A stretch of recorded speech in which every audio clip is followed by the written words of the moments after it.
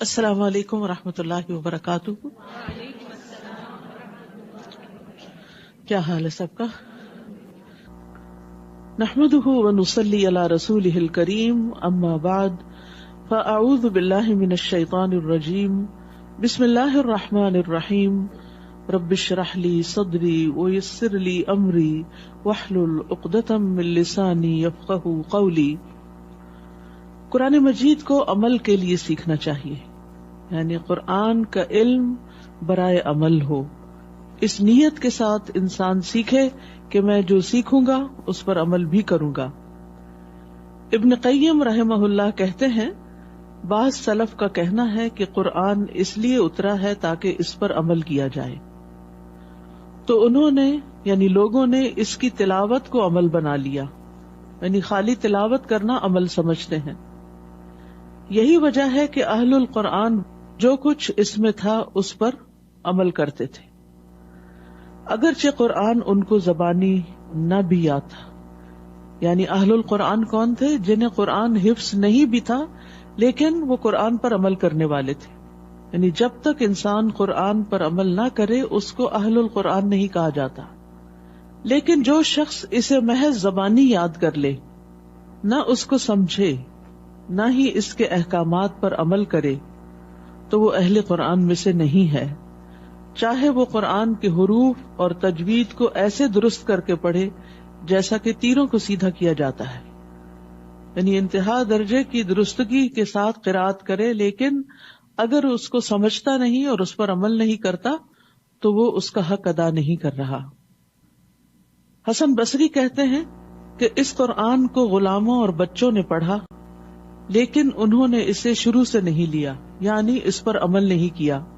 انہیں اس کے معنی اور تعویل کا کوئی علم نہیں.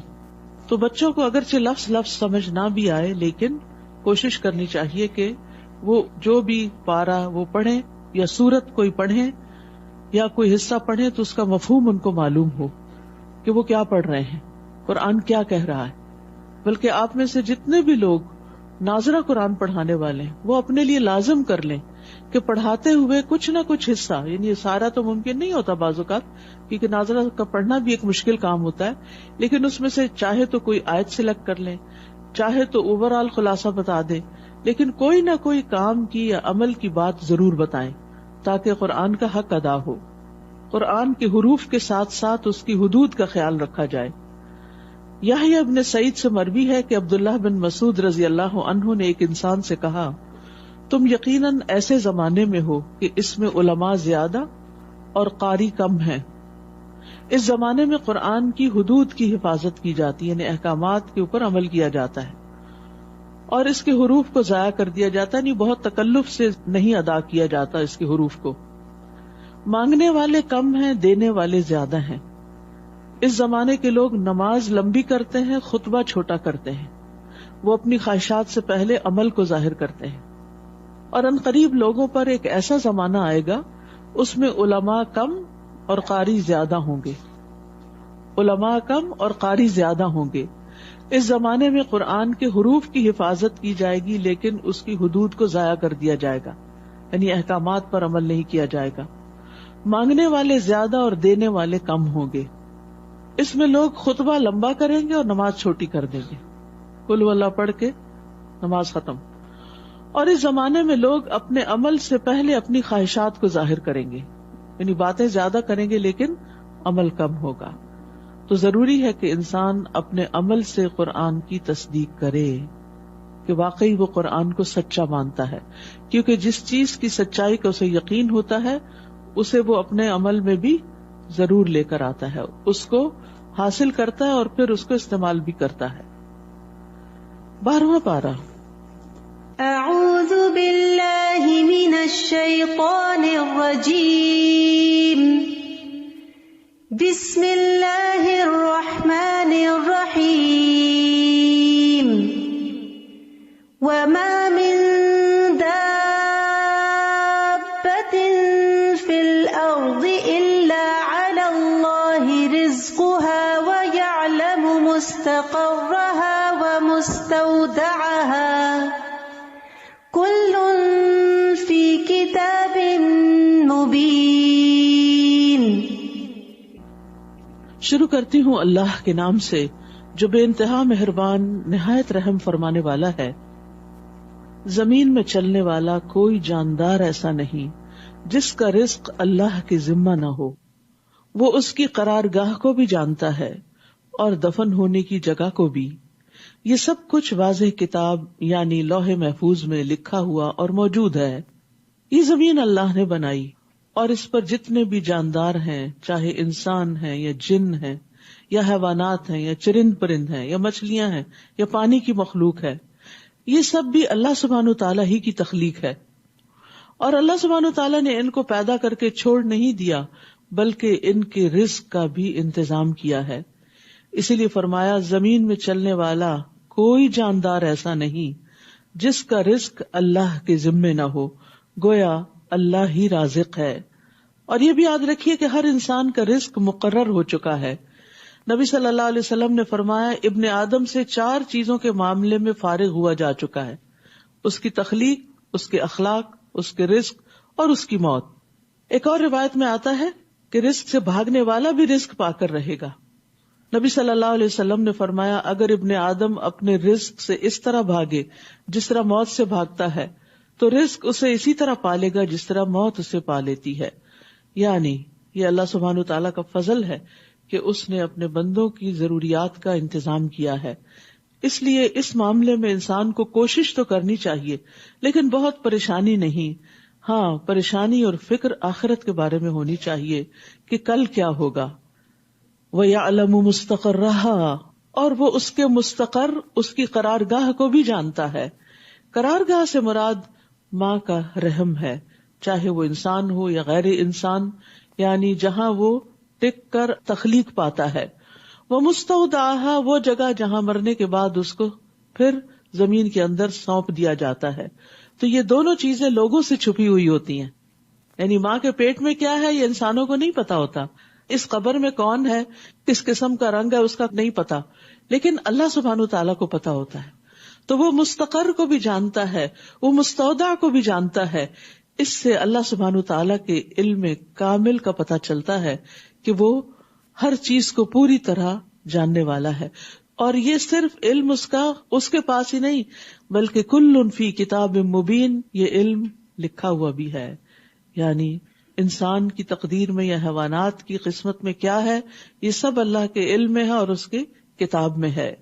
وہی تو ہے جس نے آسمانوں اور زمین کو 6 دنوں میں پیدا کیا، اور اس وقت اس کا عرش پانی پر تھا، تاکہ تمہیں آزمائے کہ تم میں سے کون اچھے عمل کرتا ہے۔ تو تخلیق کی ابتدا اتوار کے دن ہوئی تھی، جمعے پہ ختم ہوئی، اور پھر اس کا عرش جو ہے وہ 7 آسمانوں کے اوپر ہے۔ 7 آسمانوں کے بعد پانی، اور پانی کے اوپر اس کا عرش۔ تو اس نے یہ سب کچھ کیوں بنایا؟ تاکہ تمہیں آزمائے، یعنی انسان کی تخلیق کا مقصد کیا ہے؟ اس کا امتحان لینا کہ تم میں سے کون اچھے عمل کرتا ہے۔ اور اچھا عمل وہ ہوتا ہے جس میں نیت بھی اچھی ہو اور جس میں طریقہ بھی اچھا ہو۔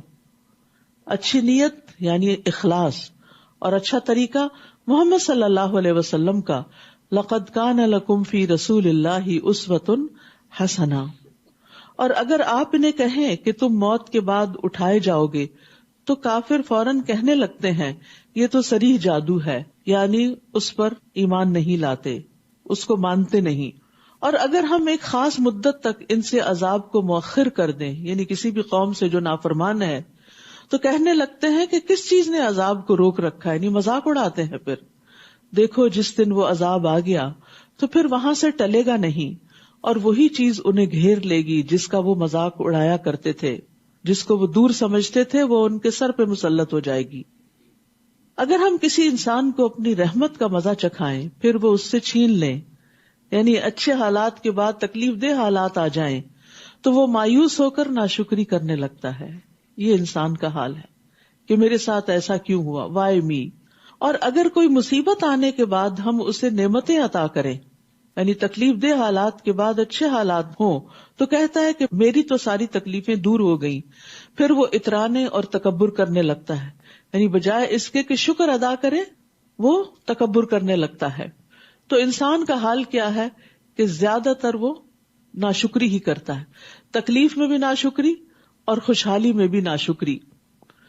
حالانکہ انسان کی زندگی میں دن اور رات آتے رہتے ہیں، ہر انسان کی زندگی میں. یوسف علیہ السلام کو دیکھے کہ کس طرح وہ باپ کی آنکھوں کا تارا تھے، ان کو محبت نصیب ہوئی، لیکن اس کے بعد ان کی زندگی میں کیا آیا؟ بھائیوں نے انہیں کنویں میں ڈال دیا، تکلیف دہ حالات پیدا ہو گئے. لیکن پھر اس کے بعد کیا ہوا؟ کنویں سے نکل کر عزیز مصر کے ہاں پہنچ گئے، خوشحالی آ گئی. پھر کیا ہوا؟ وہاں آزمائش آ گئی عزیز مصر کی بیوی کی طرف سے، وہاں سے جیل خانے میں پہنچا دیے گئے. پھر کیا ہوا؟ تکلیف کے بعد پھر آسانی آئی تو جیل خانے سے نکال کے مصر کے تخت پر بٹھا دیے گئے. تو ان واقعات میں ہمارے لیے سبق ہے کہ کس طرح زندگی میں رات بھی آتی ہے اور دن بھی آتا ہے. جب اچھے حالات ہوں تو یہ نہ سمجھیں کہ یہ ہمیشہ ایسا ہی رہے گا. شکر ادا کرتے رہیں، اللہ کے قریب رہیں، اللہ کی عبادت کرتے رہیں. اور اگر پھر اچھے حال کے بعد تکلیف دہ حالات آئیں تو پھر بھی صبر کے ساتھ خوشحالی کا انتظار کریں اور ناشکری نہ کریں. ہر حال میں اللہ کا شکر ادا کرتے رہیں. الا الذين صبروا وعملوا الصالحات اولئك لهم مغفرة واجر كبير. مگر ان قباحتوں سے وہ لوگ مستثنا ہیں جنہوں نے صبر کیا اور اچھے عمل کیے، ایسے ہی لوگوں کے لیے مغفرت اور بہت بڑا اجر ہے، اجر کبیر ہے، جنت الفردوس ہے. یعنی جو لوگ تکلیف دہ حالات میں بھی شکر گزار رہیں، یعنی بیمار ہیں، بھوکے ہیں، کسی اذیت تکلیف ذہنی پریشانی میں ہے، جب ان سے ان کا حال پوچھا جاتا ہے تو وہ یہ نہیں کہتے کوئی حال نہیں، وہ کہتے ہیں الحمدللہ الحمدللہ، اللہ کا شکر ہے جس حال میں رکھے. تو ایمان والے، صبر والے، نیک عمل کرنے والے بد اخلاقی سے اور ایسی باتوں سے پاک ہوتے ہیں. وہ ہر حال میں اللہ سے اچھی امیدیں رکھتے ہیں. تو یہاں پر آپ دیکھیے کہ صبر کا لفظ استعمال ہوا ہے جو ایک نئے معنوں میں ہے، اور وہ کیا ہے؟ مصیبتوں کے چھٹ جانے کا انتظار کرنا، کہ یہ دن بھی گزر جائیں گے. This shall too pass. یہ بھی نکل جائے گا، جیسے اچھے دن نکل گئے یہ بھی نکل جائیں گے، اور اس کے بعد آسانی ہو جائے گی. فَلَعَلَّكَ تَارِكٌ بَعْدَ مَا يُوحَىٰ إِلَيْكَ.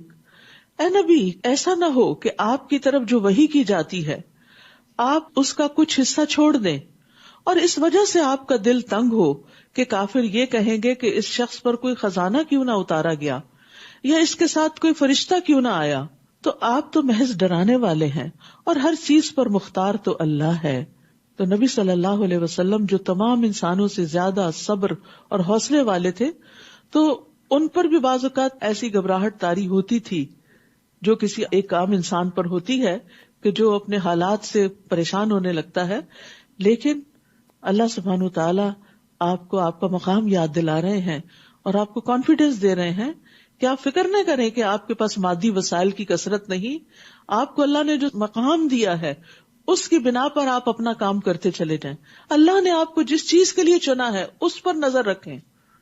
ہمارے ساتھ بھی بعض اوقات یہ ہوتا ہے کہ ہم irrelevant چیزوں کی طرف زیادہ توجہ دینے لگتے ہیں، چونکہ ہمارے حالات ایسے ہیں، چونکہ میرے ساتھ کوئی سپورٹ نہیں ہے، میرے گھر کے حالات اچھے نہیں ہیں، تو میں دین کا کام کیسے کروں. نہیں، اللہ نے اگر آپ کو دین کا علم دے دیا، اللہ نے اگر آپ کو یہ راہ دکھا دی، اس کام کے لیے چن لیا، تو اس کو اپنے لیے بہت بڑا آنر سمجھیں، اس پر فوکس کریں اور باقی چیزیں اللہ کے سپرد کر دیں. وہ ٹیک کیئر کرے گا اور ان کو درست کر دے گا. یا وہ یہ کہیں کہ اس نے یہ قرآن خود گھڑ لیا ہے. آپ ان سے کہیے اگر تم اس دعوے میں سچے ہو تو تم بھی اس جیسی 10 صورتیں گھڑ لاؤ. اللہ کے سوا جس کو تم بلا سکتے ہو بلا لو. پھر اگر وہ تمہیں اس چیلنج کا جواب نہ دے سکیں تو جان لو کہ یہ قرآن اللہ کے علم سے اتارا گیا ہے. سبحان اللہ، یہ قرآن اللہ کے علم سے اتارا گیا ہے، اور یہ کہ اس کے سوا کوئی الہ نہیں. یہ قرآن کی اصل دعوت ہے کہ لوگ اس کی عبادت کی طرف آئیں. پھر کیا تم اس امر حق کے سامنے سر تسلیم خم کرتے ہو؟ من کان یرید الحیات الدنیا وزینتها. جو شخص دنیا کی زندگی اور اس کی زینت چاہے تو ہم ایسے لوگوں کو دنیا میں ہی ان کے اعمال کا پورا بدلہ دے دیتے ہیں. یعنی جو وہ نیکی کرتے ہیں، اچھا کرتے ہیں، دعائیں مانگتے ہیں، بس وہ صرف دنیا ہی مانگتے ہیں، تو ہم ان کو دنیا دے دیتے ہیں اور وہ دنیا میں گھاٹے میں نہیں رہتے. یہی لوگ ہیں جن کا آخرت میں آگ کے سوا کچھ حصہ نہیں. یعنی جو آخرت کو بھول کر صرف دنیا پہ فوکس کیے ہوئے ہیں، پھر انہیں آخرت میں کچھ نہیں ملے گا. جو کچھ انہوں نے دنیا میں بنایا وہ برباد ہو جائے گا، اور جو عمل کرتے رہے وہ بھی بے سود ہوں گے. تو یہاں بنیادی طور پر ریاکاروں کے بارے میں بات کی گئی ہے کہ جو اپنے نیک اعمال کو دکھاوے کے لیے کرتے ہیں اور لوگوں سے واہ واہ چاہتے ہیں اور شہرت حاصل کرنا چاہتے ہیں، لوگوں کے اندر نیک بی کہلانا چاہتے ہیں کہ لوگ ہمیں بہت ایماندار اور شریف سمجھیں تاکہ اس کی آڑ میں ہم مزید دنیا کے کچھ فائدے حاصل کر سکیں. کیونکہ یہ دین والوں پر لوگوں کا ٹرسٹ ہوتا ہے نا، تو بعض لوگ دین کی آڑ لے لیتے ہیں تاکہ لوگ ان پہ ٹرسٹ کریں اور اس کے پیچھے پھر وہ اپنی مذموم نیتوں کو پورا کرتے ہیں. تو ایسے لوگوں کے لیے سزا بتائی گئی ہے.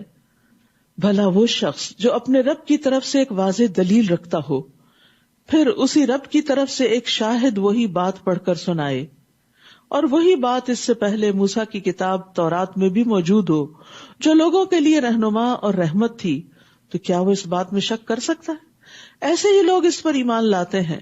اور ان گروہوں میں سے جو کوئی ایسی بات کا انکار کر دے تو اس کے لیے دوزخ ہی کا وعدہ ہے. لہذا آپ کو ایسی بات میں شک میں نہ رہنا چاہیے. بلا شبہ وہ آپ کے رب کی طرف سے حق ہے، پھر بھی اکثر لوگ ایمان نہیں لاتے. تو کچھ لوگ ایسے ہوتے ہیں کہ جن کی فطرت سلیم ہوتی، جو اپنے رب کی طرف سے واضح دلیل رکھتے ہیں، یعنی ان کے اندر خیر ہوتی ہے، وہ بہت سا علم نہ رکھنے کے باوجود بھی اپنے رب کو پہچانتے ہیں کائنات کی نشانیوں کے ذریعے.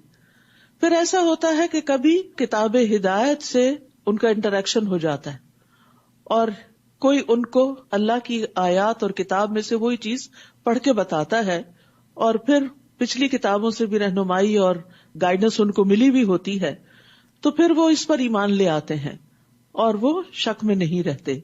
لیکن کچھ لوگ ایسے ہیں کہ جو علم کے گہوارے میں پیدا ہوتے ہیں، پیغمبر ان کے درمیان میں ہوتے ہیں، ہر طرح کے دلائل موجود ہوتے ہیں، پھر بھی وہ نہیں مانتے.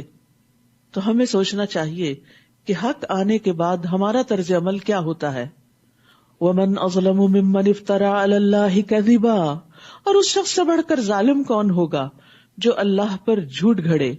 ایسے لوگ اپنے رب کے سامنے پیش کیے جائیں گے اور گواہی دیں گے کہ یہی لوگ تھے جو اپنے رب پر جھوٹ باندھتے تھے.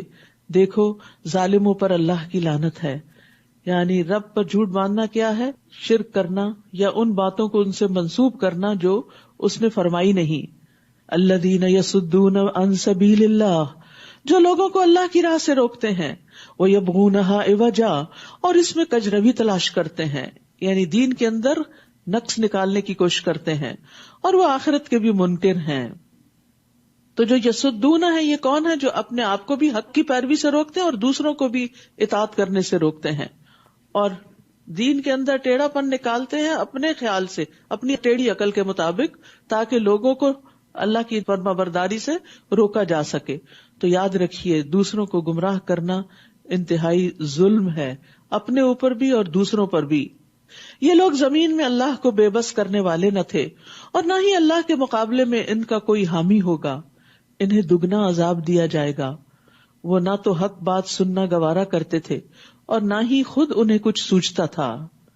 یعنی بھٹکانے والوں کو دگنا عذاب ہوتا ہے، خود بھٹکنے کا بھی اور اوروں کو بھٹکانے کا بھی. یہی لوگ ہیں جنہوں نے اپنے آپ کو نقصان پہنچایا، اور جو کچھ وہ جھوٹ گھڑتے تھے سب انہیں بھول جائیں گے. یعنی آخرت میں جب عذاب سامنے آئے گا تو پھر یہ سب مکاریاں ختم ہو جائیں گی. اس میں کوئی شک نہیں کہ آخرت میں یہی سب سے زیادہ نقصان اٹھانے والے ہیں. ان الذین آمنوا وعملوا الصالحات، اب دوسرا گروہ ہے یقیناً وہ لوگ جو ایمان لائے اور انہوں نے اچھے عمل کیے. وَأَخْبَتُوا إِلَىٰ رَبِّهِمْ، اور اپنے رب کے حضور گڑ گڑائے، اس کے آگے عاجزی اختیار کی. أُولَٰئِكَ أَصْحَابُ الْجَنَّةِ هُمْ فِيهَا خَالِدُونَ، یہی لوگ اہل جنت ہیں جس میں وہ ہمیشہ رہیں گے. تو اخبات ہوتا ہے دل میں جمے ہوئے خوف کی وجہ سے جو خشیت پیدا ہوتی، یعنی آلریڈی اللہ سے ڈرتا ہے انسان، لیکن کسی کسی وقت وہ چیز اوپر آ جاتی اور انسان کی آنکھیں بھی ڈبڈبانے لگتی ہیں، اور انسان اپنے رب کے حضور جھک جاتا ہے اور اپنی کمزوری کا اظہار کرتے ہوئے اس سے دعائیں کرتا ہے. یعنی ایک طرف وہ اکڑنے والے اور بہکانے والے لوگ ہیں، تو دوسری طرف بالکل ان کے اپوزٹ عاجزی اختیار کرنے والے لوگ. مثل الفریقین کالاعمی والاصم، ان دو فریقوں کی مثال ایسی ہے جیسے ایک تو اندھا اور بہرا ہو اور دوسرا دیکھنے والا بھی ہو اور سننے والا بھی، یعنی دونوں ایک دوسرے کے اپوزٹ. کیا یہ دونوں برابر ہو سکتے ہیں؟ ہرگز نہیں. پھر کیا اس مثال سے تمہارے پلے کچھ نہیں پڑتا، یعنی تمہیں بات سمجھ نہیں آتی؟ اور سمجھنے کی ضرورت کیا کہ ہم کس گروہ سے بلانگ کرتے ہیں. وَلَقَدْ أَرْسَلْنَا نُوحًا إِلَىٰ قَوْمِهِ إِنِّي لَكُمْ نَذِيرٌ مُبِينٌ. اور ہم نے نوح علیہ السلام کو اس کی قوم کی طرف بھیجا تو اس نے انہیں کہا کہ میں تمہیں صاف صاف ڈرانے والا ہوں. اور کس لیے آیا ہوں؟ اللہ تعبدوا الا اللہ، تم اللہ کے سوا کسی کی عبادت نہ کرو، میں تمہارے بارے میں المناک دن کے عذاب سے ڈرتا ہوں. تو اس کی قوم کے کافر سرداروں نے جواب دیا، ہم تو تجھے اپنے ہی جیسا آدمی خیال کرتے ہیں، اور جو تیرے پیروکار ہیں وہ بادی و نظر میں بظاہر ہمیں کمینے معلوم ہوتے ہیں. یعنی تمہارے فالوورز بڑے تھرڈ کلاس لوگ ہیں ان کے خیال میں، کیونکہ وہ غریب ہیں، بہت زیادہ کوئی دنیاوی سٹیٹس نہیں ہے ان کا. پھر تم لوگوں کو ہم پر کسی طرح کی بھی فضیلت نہیں، بلکہ ہم تو تمہیں جھوٹا ہی سمجھتے ہیں. پیغمبر کا کام ہے لوگوں کو ہدایت کی طرف دعوت دینا، اور لوگ ان کو دیکھ رہے ہیں کس نظر سے کہ ان کے پاس مال و دولت کتنا ہے، ان کے جو سوشل سرکل ہے وہ کیسا ہے، کون لوگ ان کے فالوورز ہیں، کتنے ریسورسفل ہیں. irrelevant چیزیں دیکھ رہے ہیں وہ، کیونکہ پیغمبر سے ہدایت لینی چاہیے، نہ کہ اس کی شان و شوکت اور اس کے ساتھ جو دنیا لگی ہوئی ہو وہ دیکھنا مطلوب ہو. اور یہی چیز کسی بھی داعی سے، یعنی جب کوئی شخص دین کی دعوت دینے کے لیے آئے تو یہ نہیں دیکھنا چاہیے کہ اس کے کپڑے کیسے ہیں اور اس کا بیگ کیسا ہے. یہ دیکھنا چاہیے وہ بات کیا کر رہا ہے، کہاں سے کر رہا ہے، دلیل کیا ہے، اور وہ بات دل کو کتنی لگتی ہے. تو اس کی قوم کے کافر سرداروں نے جواب دیا، ہم تو تجھے اپنے ہی جیسا آدمی خیال کرتے ہیں. قال یا قوم ارأیتم ان کنت علی بینۃ من ربی. نوح علیہ السلام نے کہا، اے میری قوم بھلا دیکھو، اگر میں اپنے رب کی طرف سے ایک واضح دلیل پر ہوں اور اس نے مجھے اپنے ہاتھ سے رحمت یعنی نبوت بھی عطا کی ہو جو تمہیں نظر نہ آ رہی ہو، تو کیا ہم اسے زبردستی تم پہ چپکا سکتے ہیں کہ تم ضرور ایمان لاؤ، اس حال میں کہ تم اسے ناپسند کر رہے ہو؟ یعنی میرے دلائل کو دیکھو اور میرے مقام اور مرتبے کو دیکھو کہ اللہ نے نبوت عطا کی ہے. اور اے میری قوم، میں تم سے کوئی مال و دولت تو نہیں مانگتا، یعنی میں اپنا مال بڑھانے نہیں آیا. دنیا کو پار کر کے آگے دیکھنا شروع کرو. میرا اجر تو اللہ کے ذمہ ہے، اور جو لوگ ایمان لائے ہیں میں انہیں اپنے ہاتھ سے نکال نہیں سکتا. ایمان والوں کا درجہ خواہ انسانوں کی نظر میں حقیر ہی کیوں نہ ہو، لیکن اللہ کی نظر میں وہ بڑے عظیم ہوتے ہیں. بلال حبشی کا جو مقام تھا وہ قارون کا نہیں تھا. اگر قارون بے شمار خزانے رکھتا تھا لیکن اس کی دولت اس کے کسی کام نہ آئی. اور بلال رضی اللہ عنہ کو مؤذن مقرر کیا گیا، اور عمر رضی اللہ عنہ انہیں سیدنا کہہ کے پکارتے تھے، حالانکہ وہ غلامی سے آزاد کیے گئے تھے. تو یہ سٹیٹس انہیں کس نے دیا؟ دین نے دیا. تو دین انسانوں کی قدر ان کے ایمان کی وجہ سے کرتا ہے. تو کبھی بھی یہ نہ دیکھیں کہ آپ کے پاس دنیا کی دولت نہیں، یا کوئی مقام نہیں، یا کوئی آپ کو پوچھتا نہیں. یہ دیکھیں اللہ کی نظر میں، مالک کائنات کی نظر میں آپ کا مقام کیا ہے. ساری دنیا بھی مل کر آپ کو بڑا مان لے، اور اگر اللہ کی نگاہ میں مچھر کے پر برابر بھی کوئی مقام نہیں تو خسارہ ہی خسارہ ہے. میرا اجر تو اللہ کے ذمہ ہے، اور جو لوگ ایمان لائے ہیں میں انہیں اپنے ہاتھ سے نکال نہیں سکتا. وہ یقیناً اپنے رب سے ملنے والے ہیں، مگر میں تو دیکھتا ہوں کہ تم لوگ ہی جہالت کی باتیں کرتے ہو. یہ بھی جہالت ہے. یعنی ایسے لوگ جو دنیا کی بڑی پہچان رکھتے ہیں وہ اپنے آپ کو بڑے سمارٹ سمجھتے ہیں، لیکن اللہ کی نظر میں وہ جاہل ہیں جو حقیقت کو نہ سمجھے کہ انجام کس کا اچھا ہے. وَيَا قَوْمِ مَن يَنصُرُنِي مِنَ اللَّهِ إِن طَرَدتُّهُمْ أَفَلَا تَذَكَّرُونَ. اور اے میری قوم، اگر میں ان لوگوں کو اپنے ہاتھ سے نکال دوں تو اللہ کے مقابلے میں میری مدد کون کرے گا؟ تم ذرا بھی غور نہیں کرتے. یعنی یہ تو اللہ کے پیارے ہیں، اگر میں نے ان کو دھتکار دیا تو میرا کیا بنے گا؟ یعنی تمہیں خوش کرتے کرتے. تو یاد رکھیے، لوگوں کی قدر ان کے دین، ایمان اور تقوی کی وجہ سے کریں، چاہے ان کا دنیاوی مقام کچھ بھی نہ ہو. ان کو دین کی وجہ سے عزت دیں، اور ان کو دین کی وجہ سے عزت وہی دیتا ہے جس کے اپنے اندر دین ہو. جس کے اپنے اندر اللہ کی محبت ہو تو وہ اللہ سے محبت کرنے والوں سے لازماً محبت کرتا ہے. جو خود دین کی ترقی چاہتا ہے وہ دین کے لیے چھوٹا سا کام کرنے والوں سے بھی محبت رکھتا ہے کہ یہ بھی اسی منزل کے مسافر ہیں جس طرف میں جا رہا ہوں. میں تمہیں یہ نہیں کہتا کہ میرے پاس اللہ کے خزانے ہیں، نہ میں یہ کہتا ہوں کہ میں غیب جانتا ہوں. نہ یہ کہ میں فرشتہ ہوں، نہ ہی میں یہ کہتا ہوں کہ جن لوگوں کو تم حقیر سمجھتے ہو اللہ انہیں کبھی بھلائی سے نوازے گا ہی نہیں، جو ان کے دلوں میں ہے وہ اللہ ہی خوب جانتا ہے۔ اگر میں ان سب باتوں سے کوئی بھی بات کہوں تو یقیناً میں ظالموں میں سے ہو جاؤں گا۔ یعنی کھل کے بتا دیا کہ میرا مقصود دنیا نہیں ہے اور نہ میں دنیاوی اعتبار سے کوئی بڑا انسان بن کے تمہارے سامنے آنا چاہتا ہوں۔ تو داعی دین کو پوری طرح کانفیڈنٹ ہونا چاہیے کہ جو وہ پیش کر رہا ہے وہ سب سے بڑا سچ اور حق ہے، اور اس کو ان مادی اور کمزور سہاروں کی ضرورت نہیں۔ ایک دین کی تبلیغ کرنے والے کو اپنے اخلاق پر، ایمان پر، اپنی عبادات پر توجہ دینے کی ضرورت ہوتی ہے۔ یہ چیزیں اس کو اسٹرینتھن کرتی ہیں۔ مال و دولت سیکنڈری چیز ہے، ظاہری وسائل اور چمک دمک جو ہے یہ سیکنڈری چیز ہوتی، لیکن افسوس کے بعض اوقات دین کا کام کرنے والے بھی ظاہریت پر بہت آ جاتے ہیں، اوپر کی چیزوں کو بہت دیکھتے ہیں اور اندر سے اپنے رب کے سامنے نہیں گڑ گڑاتے، تو پھر ترقی نہیں ہوتی۔ وہ کہنے لگے نوح تم نے ہم سے جھگڑا کیا اور اسے بہت طول دیا، تو اب اگر تم سچے ہو تو جس بات کی ہمیں دھمکی دیتے تھے وہی لے آؤ۔ نوح علیہ السلام نے کہا وہ تو اللہ ہی لائے گا اگر اس نے چاہا، اور پھر تم اسے بے بس نہ کر سکو گے، عذاب آ گیا تو ٹل نہ سکے گا، اور اگر میں تمہاری خیر خواہی کرنا بھی چاہوں تو میری خیر خواہی تمہیں کیا فائدہ دے سکتی ہے جبکہ اللہ ہی کو یہ منظور ہو کہ وہ تمہیں گمراہ کرے۔ اب آپ سوچ رہے ہوں گے کہ اللہ گمراہ کرتا ہے تو پھر بندہ کیا کرے؟ تو بات وہی تقدیر کا مسئلہ ہی ہے۔ جب بھی ایسا خیال ذہن میں آئے تو سوچئے اللہ ظالم نہیں کہ کسی کو ہدایت سے پکڑ کے روک دے، اللہ علیم اور حکیم ہے، اس کے ہر فیصلے میں حکمت ہے پیچھے، ہمیں نہ پتا ہو تو ہم جاہل ہیں، تو اپنی جہالت کی وجہ سے اللہ کے بارے میں غلط گمان نہ کریں۔ وہی تمہارا رب ہے، تم اسی کی طرف واپس جاؤ گے۔ اے نبی صلی اللہ علیہ وسلم، کیا کافر یہ کہتے ہیں کہ اس نے یہ قرآن خود ہی گھڑ لیا؟ آپ ان سے کہیے کہ اگر میں نے گھڑا ہے تو میرا گناہ میرے ذمہ ہے، اور جو جرم تم کر رہے ہو میں اس سے بری ذمہ ہوں، اور تم جو جرم کر رہے ہو میں ان سے بری ذمہ ہوں۔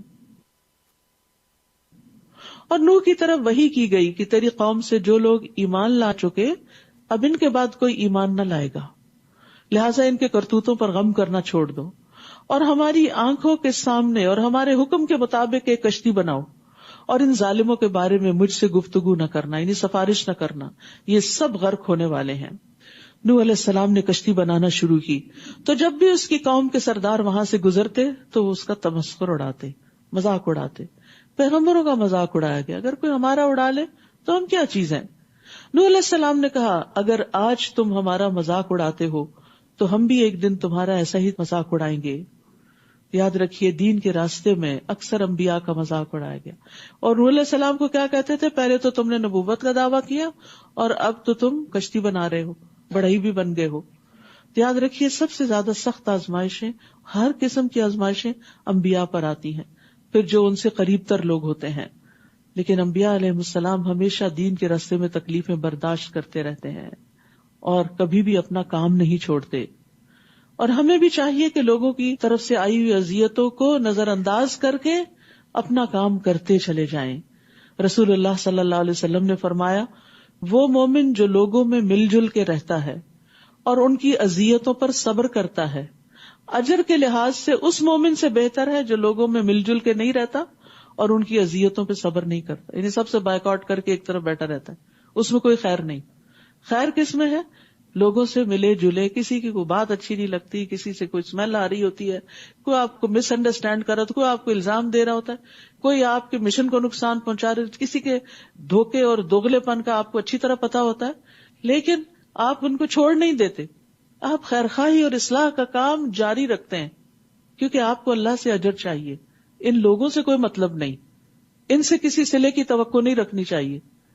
تو داعی دین آخر دم تک، جیسے نبی صلی اللہ علیہ وسلم آخر دم تک لوگوں کے خیر خواہ رہے، تو کیا ہوا؟ ابو سفیان مسلمان ہو گئے، اکرمہ جو ابو جہل کے بیٹے تھے وہ مسلمان ہو گئے، ولید بن مغیرہ کے بیٹے خالد بن ولید مسلمان ہو گئے۔ یہ طویل صبر کے نتیجے میں کامیابیاں حاصل ہوئی تھی۔ تو اس لیے جو شخص دین کی طرف بلائے اسے صبر سے کام لینا چاہیے اور کام کرتے چلے جانا چاہیے، اور ہر طرح کی باتوں اور لوگوں کے مذاق اڑانے اور اذیتوں سے اوپر اٹھ جانا چاہیے، انہیں اگنور کر دینا چاہیے، اعراض برتنا چاہیے۔ فسوف تعلمون من یأتیہ عذاب یخزیہ ویحل علیہ عذاب مقیم. تمہیں جلد ہی معلوم ہو جائے گا کہ کون ہے جس پر ایسا عذاب آتا ہے جو اس کو رسوا کر دے، اور کس پر دائمی عذاب نازل ہوتا ہے، یہاں تک کہ ہمارے عذاب کا حکم آ پہنچا اور تنور ابلنے لگا. تنور سے مراد بعض مفسرین نے ایک خاص جگہ لی، لیکن عمومی رائے یہی ہے کہ زمین نے پانی اگلنا شروع کر دیا. تو ہم نے نوح علیہ السلام سے کہا کہ اس کشتی میں ہر قسم کے جانوروں کا ایک جوڑا یعنی نر اور مادہ رکھ لو، اور اپنے گھر والوں کو بھی سوار کر لو، بجز ان اشخاص کے جن کے متعلق پہلے بتا دیا جا چکا ہے کہ وہ ہلاک ہوں گے، اور جو ایمان لے آئے ہیں انہیں بھی سوار کر لو.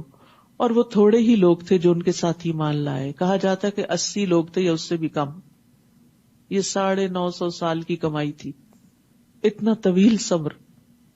نوح علیہ السلام نے کہا اس کشتی میں سوار ہو جاؤ، اس کا چلنا اور اس کا ٹھہرنا اللہ ہی کے نام سے ہے. میرا رب یقیناً بخشنے والا اور رحم کرنے والا ہے. بسم اللہ مجریہا و مرساہا ان ربی لغفور الرحیم. تو کشتی میں سوار ہوتے ہوئے، گاڑی میں سوار ہوتے ہوئے، گھر میں داخل ہوتے ہوئے بسم اللہ پڑھیں، کیونکہ اللہ کا نام بابرکت ہے. اور رات کو بھی اسی طرح جب اپنے گھر کا دروازہ بند کرے تو بسم اللہ پڑھیں. بسم اللہ پڑھ کر لائٹ آف کریں. کبھی یاد رہا ہمیں اس وقت بس ٹک کر کے بند کر دیتے ہیں، بسم اللہ پڑھنا بھول جاتے ہیں. تو آج سے اپنی یہ ہیبٹ بھی انشاءاللہ بنائیں. پھر اسی طرح بسم اللہ پڑھ کر چراغ بند کرو، بسم اللہ پڑھ کر پانی کا برتن ڈھانک دو، بسم اللہ پڑھ کر اپنے برتن ڈھانک دو. یعنی رات کو برتن کھلے نہیں رہنے چاہیے، کیونکہ سال کی ایک رات میں وبا اترتی ہے آسمان سے، بیماری اترتی ہے، اور جو کھلے برتن ہوتے ہیں ان میں گھس جاتی ہے اور پھر وہاں سے بندوں کو لگ جاتی ہے. تو اس لیے ہر چیز پر بسم اللہ، یعنی جس چیز میں آپ چاہیں کہ اللہ برکت ڈالے وہاں بسم اللہ پڑھیں. اللہ کا نام لیتے ہوئے انشاءاللہ خیر اور بھلائی ہی آئے گی. وہ کشتی ان لوگوں کو لیے چلے جا رہی تھی جبکہ ایک ایک موج پہاڑ کی طرح اٹھ رہی تھی، اتنی اونچی. اس حال میں نوح علیہ السلام نے اپنے بیٹے کو پکارا جبکہ وہ ایک کنارے پہ کھڑا تھا. بیٹا ہمارے ساتھ کشتی میں سوار ہو جا اور کافروں کا ساتھ نہ دے. بیٹا بری صحبت کا شکار تھا، اس کی دوستی منکرین کے ساتھ تھی، دین کا مذاق اڑانے والوں کے ساتھ تھی، تو آخر میں بھی وہ انہی کے ساتھ تھا. اس نے کہا میں ابھی پہاڑ کی طرف جا کر پناہ لیتا ہوں جو مجھے پانی سے بچا لے گا. نوح علیہ السلام نے کہا آج اللہ کے عذاب سے بچانے والا کوئی نہیں مگر جس پر وہ خود ہی رحم کر دے، بس اللہ ہی بچا سکتا ہے. اتنے میں دونوں کے درمیان ایک لہر حائل ہو گئی جس سے وہ ڈوب کے رہ گیا. یاد رکھیے دنیاوی اسباب خواہ کتنے ہی مضبوط کیوں نہ ہو، اللہ کی پکڑ سے نہیں بچا سکتے. موت کا وقت آئے اور انسان بند قلعوں میں کیوں نہ گھس جائے، موت وہاں بھی پہنچ جائے گی. اصل پناہ اللہ کے پاس ہوتی ہے. تو انسان کو کسی بھی شر سے بچنے کے لیے اللہ کا سہارا تھامنا چاہیے، اس کی طرف رجوع کرنا چاہیے. تو بیٹے نے باپ کی بات سننے کی بجائے، ایک پیغمبر کی بات سننے کی بجائے پہاڑ کا سہارا لیا، ادھر چڑھ جاؤں گا. پھر کچھ عرصے بعد اللہ تعالیٰ کا حکم ہوا، یعنی جب یہ سب ڈوب گئے پھر کچھ عرصے کے بعد اللہ تعالیٰ کا حکم ہوا کہ اے زمین پانی نگل جاؤ. اور نگلنا کیا ہوتا ہے؟ یکدم. یہ نہیں تھا کہ بہت دن لگے کہ آہستہ آہستہ رس رس کے نیچے گیا، سب ایک دم نگل لیا اس نے. اور اے آسمان مزید پانی برسانے سے رک جا. اور آہستہ آہستہ پانی خشک ہو گیا، یعنی پانی اندر چلا گیا، زمین خشک ہو گئی اور فیصلہ چکا دیا گیا. اور کشتی جودی پہاڑ پر ٹک گئی اور کہا گیا کہ ظالم اللہ کی رحمت سے دور ہیں. نوح علیہ السلام نے اپنے رب کو پکارا، کہا ان ابنی من اہلی، اللہ میرا بیٹا تو میرے اہل سے تھا. وَإِنَّ وَعْدَكَ الْحَقُّ، اور تیرا وعدہ بھی سچا، اور تو سب سے بہتر فیصلہ کرنے والا ہے، تیرے فیصلے پہ کوئی اعتراض نہیں. اللہ نے جواب دیا نوح وہ تیرے اہل سے نہیں، کیونکہ اس کے عمل اچھے نہ تھے، لہذا جس بات کا تمہیں علم نہیں اس کا مجھ سے سوال نہ کرو. میں تمہیں نصیحت کرتا ہوں کہ جاہلوں کی سی درخواست نہ کرو. خون کے رشتے بھی تبھی رشتے ہوتے ہیں جب ان میں ایمان ہو. اصل رشتہ ایمان کا رشتہ ہوتا ہے. جہاں ایمان نہ ہو وہاں حسب نسب کا رشتہ بھی کٹ جاتا ہے. یہاں اسی لیے اللہ تعالیٰ نے فرمایا کہ یہ آپ کے اہل میں سے نہیں، حالانکہ بیٹا تھا. کہا نہیں تمہارا بیٹا نہیں، اس کے عمل اچھے نہیں تھے.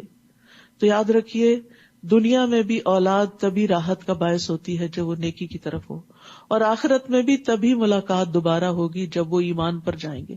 اس لیے ہماری سب سے قیمتی متاع کیا ہے؟ تربیت اولاد کے ذریعے بچوں کو اپنا ہمراہی بنانا کہ دنیا اور آخرت میں اکٹھے رہیں. جو بچے دنیا میں دین پر ہوتے ہیں آپ دیکھیں کہ ان کو والدین کا بہت احساس ہوتا ہے، وہ ہر موقع پر آپ کے کام آتے، اور جن کو آپ نے دنیا کی محبت دے دی اور وہ اپنی دنیا میں لگ گئے، انہیں آپ کی تکلیفوں کا بھی احساس نہیں ہوتا کہ آپ تنہا ہیں اور آپ کو ان کی ضرورت ہے، انہیں سمجھ بھی نہیں آتی. اور یہاں پر آپ دیکھیں کہ اس درخواست پر جو بیٹے کے لیے سفارش تھی، اللہ سبحانہ وتعالیٰ نے نوح علیہ السلام کی سفارش قبول نہیں کی. تو یاد رکھیے انبیاء علیہ السلام کی سفارش صرف اس کو کام آئے گی جو ایمان پر ہوگا. کسی کافر کے لیے، کسی بدکار کے لیے سفارش کام نہیں آئے گی. ہاں، اگر ایمان تھا اور ساتھ برے عمل تھے تو پھر جہنم میں چلے گئے لوگ تو وہاں سے پیغمبر کی سفارش سے باہر نکل سکتے، لیکن اگر ایمان ہی نہ رہا تو پھر کسی طرح کا کوئی بھی بڑے سے بڑا کام نہ آئے گا. رسول اللہ صلی اللہ علیہ وسلم نے فرمایا، بے شک قیامت کے دن متقی لوگ میرے دوست ہوں گے، اگرچہ وہ نسب میں قریب تر ہوں یا نہ ہوں. قیامت کے دن تقوی والے میرے قریب ہوں گے چاہے وہ میرے رشتہ دار نہ بھی ہوں. تو اگر ہم رسول اللہ صلی اللہ علیہ وسلم سے محبت رکھتے ہیں اور آپ کا ساتھ چاہتے ہیں آخرت میں، تو اس کے لیے تقوی شرط ہے. نوح علیہ السلام نے کہا، اے رب، میں اس بات سے تیری پناہ چاہتا ہوں کہ میں تجھ سے ایسا سوال کروں جس کا مجھے علم نہ ہو. یعنی مجھے نہیں معلوم تھا کہ مجھے ایسی بات نہیں کرنی چاہیے، اور اگر تو نے مجھے معاف نہ کیا اور مجھ پر رحم نہ فرمایا تو میں تباہ ہو جاؤں گا. وَإِلَّا تَغْفِرْ لِي وَتَرْحَمْنِي أَكُن مِّنَ الْخَاسِرِينَ. یہ ہوتے ہیں پیغمبر، کتنی جلدی رب کی بات پر فوراً توبہ کر لی کہ اللہ تعالیٰ آپ کو پسند نہیں آئی میری بات، میں اس پہ توبہ کرتا ہوں، اور اگر تو نے معاف نہ کیا اور رحم نہ کیا تو نقصان ہی نقصان ہے. حکم ہوا، نوح ہماری طرف سے سلامتی اور برکتوں کے ساتھ جو تجھ پر اور ان جماعتوں پر نازل ہوئی جو تیرے ساتھ ہیں، کشتی سے اتر آؤ، اور ان کی نسل سے کچھ اور امتیں ہوں گی جنہیں ہم دنیا کا سامان دیں گے، پھر انہیں ہماری طرف سے دردناک عذاب پہنچے گا. اشارہ ہے آئندہ آنے والی اقوام، قوم عاد، قوم سمود کی طرف، جو نوح علیہ السلام ہی کی اولاد سے تھی. اب دیکھیے کشتی میں زمین پر صرف ایمان والے بچے ہیں، لیکن ان ایمان والوں کی نسلوں میں سے پھر کافر پیدا ہو گئے، پھر ان کو ڈبو دیا گیا اور ایمان والے بچے، پھر ایمان والوں کی نسلوں میں پھر دوسرے لوگ پیدا ہو، پھر ان کو ختم کر دیا گیا اور ایمان والے بچے. تو یاد رکھیے یہ سلسلہ چلتا رہتا ہے. یخرج الحی من المیت و یخرج المیت من الحی. کبھی ایمان والے سے جو اولاد پیدا ہوتی ہے وہ کافر ہوتی ہے، اور کبھی باپ مسلمان نہیں لیکن اولاد مسلمان ہو جاتی ہے. اللہ کی شان ہے، اللہ کو پتا ہے ہدایت کس کو دینی ہے. ہمیں تو دعائیں کرتے رہنا چاہیے. تلک من انباء الغیب نوحیہا الیک. اے نبی، یہ غیب کی خبریں ہیں جو ہم آپ کی طرف وحی کر رہے ہیں. اس سے قبل انہیں آپ نہیں جانتے تھے اور نہ آپ کی قوم. یعنی نوح علیہ السلام کا تفصیلی واقعہ آپ کو علم نہیں تھا، یہ وحی کے ذریعے ہم آپ کو سنا رہے ہیں. لہٰذا آپ صبر کیجئے کیونکہ انجام پرہیزگاروں ہی کے حق میں ہوتا ہے. آپ صلی اللہ علیہ وسلم کو یہ سارا واقعہ کیوں سنایا گیا؟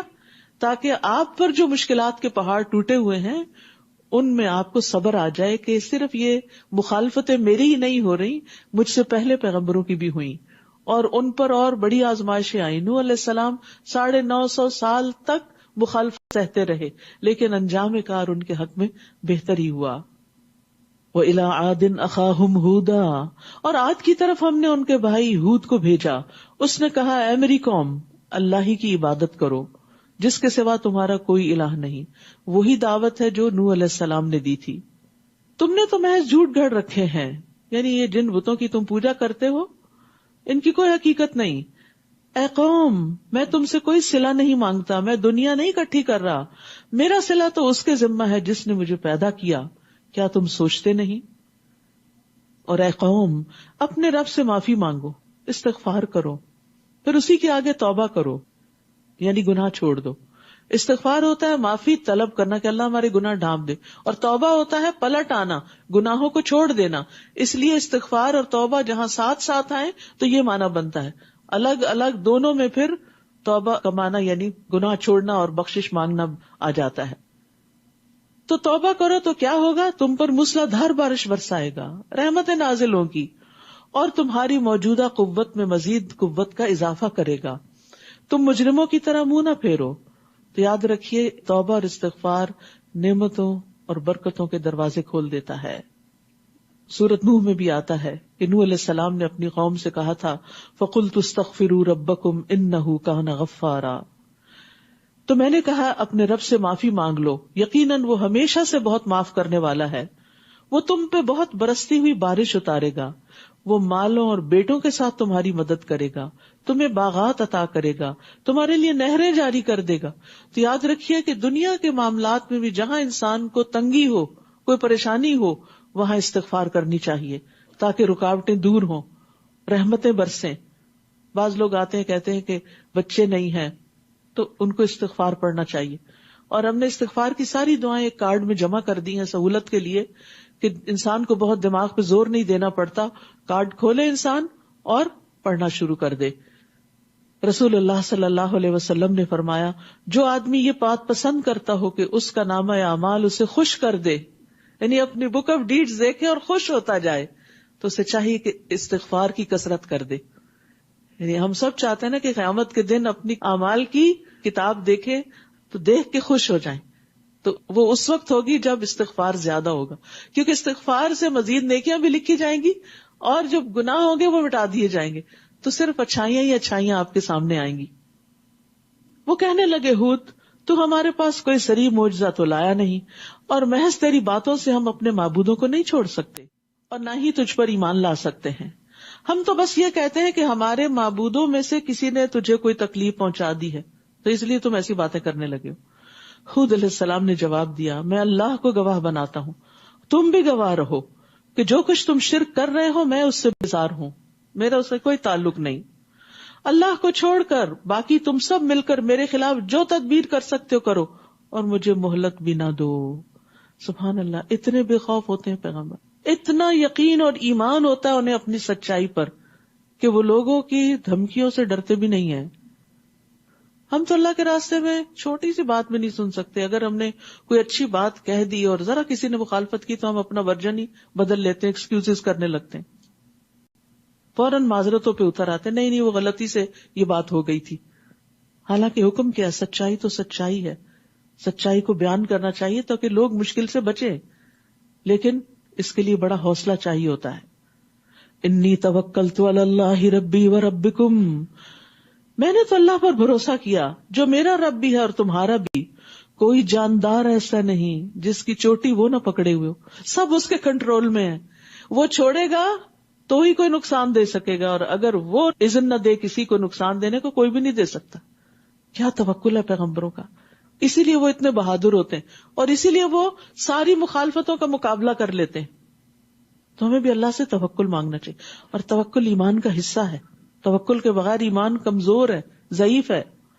ان ربی علی صراط مستقیم، میرا رب یقیناً سیدھی راہ پر ہے۔ پھر اگر تم اعراض کرو تو میں جو پیغام تمہیں پہنچانے کے لیے بھیجا گیا تھا تمہیں پہنچا چکا، یعنی میں نے اپنا کام کر لیا، اب میرا رب تمہارے علاوہ دوسروں کو تمہارا جانشین بنائے گا، اب تمہاری شامت کا وقت قریب آ گیا اور تم اس کا کچھ بھی بگاڑ نہ سکو گے، میرا رب یقیناً ہر چیز پر نگران ہے۔ پھر جب ہمارا حکم آ گیا، یعنی عذاب کا حکم، تو ہم نے ہود کو اور جو لوگ اس کے ساتھ ایمان لائے تھے انہیں اپنی مرضی سے نجات دی اور سخت عذاب سے انہیں بچا لیا۔ یاد رکھیے نیک اعمال کے باوجود اللہ کی رحمت ہی نجات کا باعث ہوتی۔ پیغمبر نے اپنا کام کر لیا لیکن نجات کیسے ہوئی؟ برحمت منا، اللہ کی رحمت سے۔ آپ کتنی بھی محنت کریں کسی پروجیکٹ میں، اگر کامیابی حاصل ہو جاتی ہے تو آپ سوچیے میرے رب کا فضل تھا، کیونکہ بہت دفعہ ہم کوششیں کرتے ہیں، چاہے نیک کام کی کوششیں کریں، برابر نہیں ہوتی، اللہ کا فضل ہوتا ہے، رحمت ہوتی ہے تو کام اپنے نتیجے کو پہنچتے ہیں۔ اور یہ قوم عاد کی اجڑی ہوئی بستیاں ہیں، ان لوگوں نے اپنے رب کی آیات کا انکار کیا اور اللہ کے رسولوں کی نافرمانی کی اور ہر جابر سرکش کے طریقے کی ہی پیروی کرتے رہے، یعنی پیغمبر کی بات چھوڑ کے اس کو ہلکا سمجھا اور سرکشوں کے پیچھے چلے رہے۔ آخر اس دنیا میں لعنت اس کے پیچھے لگی رہی۔ اور قیامت کے دن بھی لگی رہے گی. دیکھو قوم عاد نے اپنے رب کا انکار کیا. دیکھو یہ عاد کے لوگ دھتکار دیے گئے جو ہود کی قوم کے لوگ تھے. تو جو اپنے رب کا انکار کرے اس کے لیے پھر ایک وقت کے بعد زندہ رہنے کا، عیش و عشرت کرنے کا کوئی حق نہیں رہتا. پھر وہ اپنے منطقی انجام کو پہنچ جاتا ہے. وَإِلَىٰ ثَمُودَ أَخَاهُمْ صَالِحًا قَالَ يَا قَوْمِ اعْبُدُوا اللَّهَ مَا لَكُم مِّنْ إِلَٰهٍ غَيْرُهُ. اور سمود کی طرف ہم نے ان کے بھائی صالح کو بھیجا.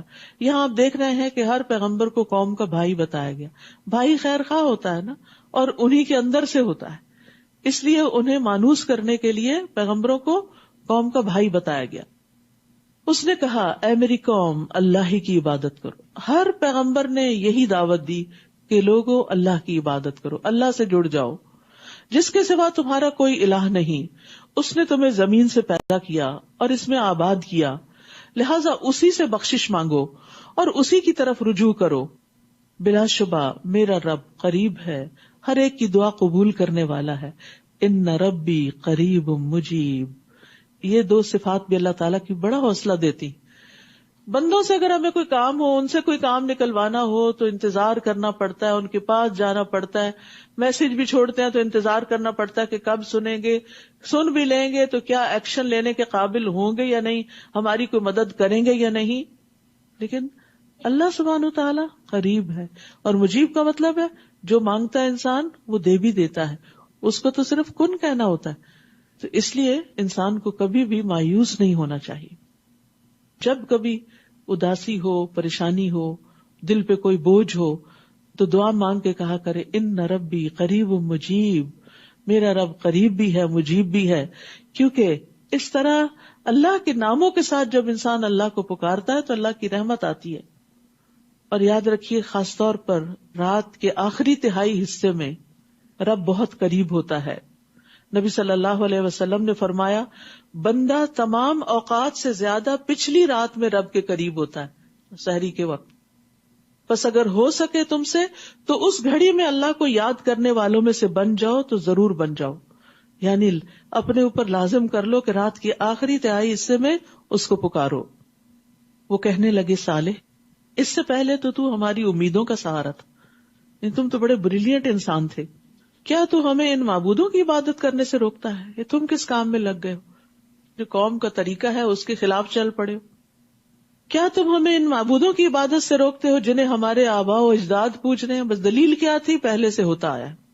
اور جس بات کی تو دعوت دیتا ہے اس میں ہمیں ایسا شک ہے جس نے ہمیں بے چین کر رکھا ہے. یعنی نہ ماننے کے ہیں اور نہ چھوڑنے کے ہیں. حق جب سامنے آتا نا، انسان کا دل دماغ اس کو سمجھ رہا ہوتا ہے کہ یہ حق ہے، اور پھر انسان اپنی خواہشات کی بنا پر اس کا انکار کرتا ہے تو پھر یہی بے چینی لاحق ہو جاتی ہے. مثلاً کوئی ضرورت مند آپ کے پاس ہے، اس نے کچھ مانگا اور آپ کے پاس دینے کے لیے تھا بھی اور آپ نے نہیں دیا، تو پھر دل کی کیفیت کیا ہوتی؟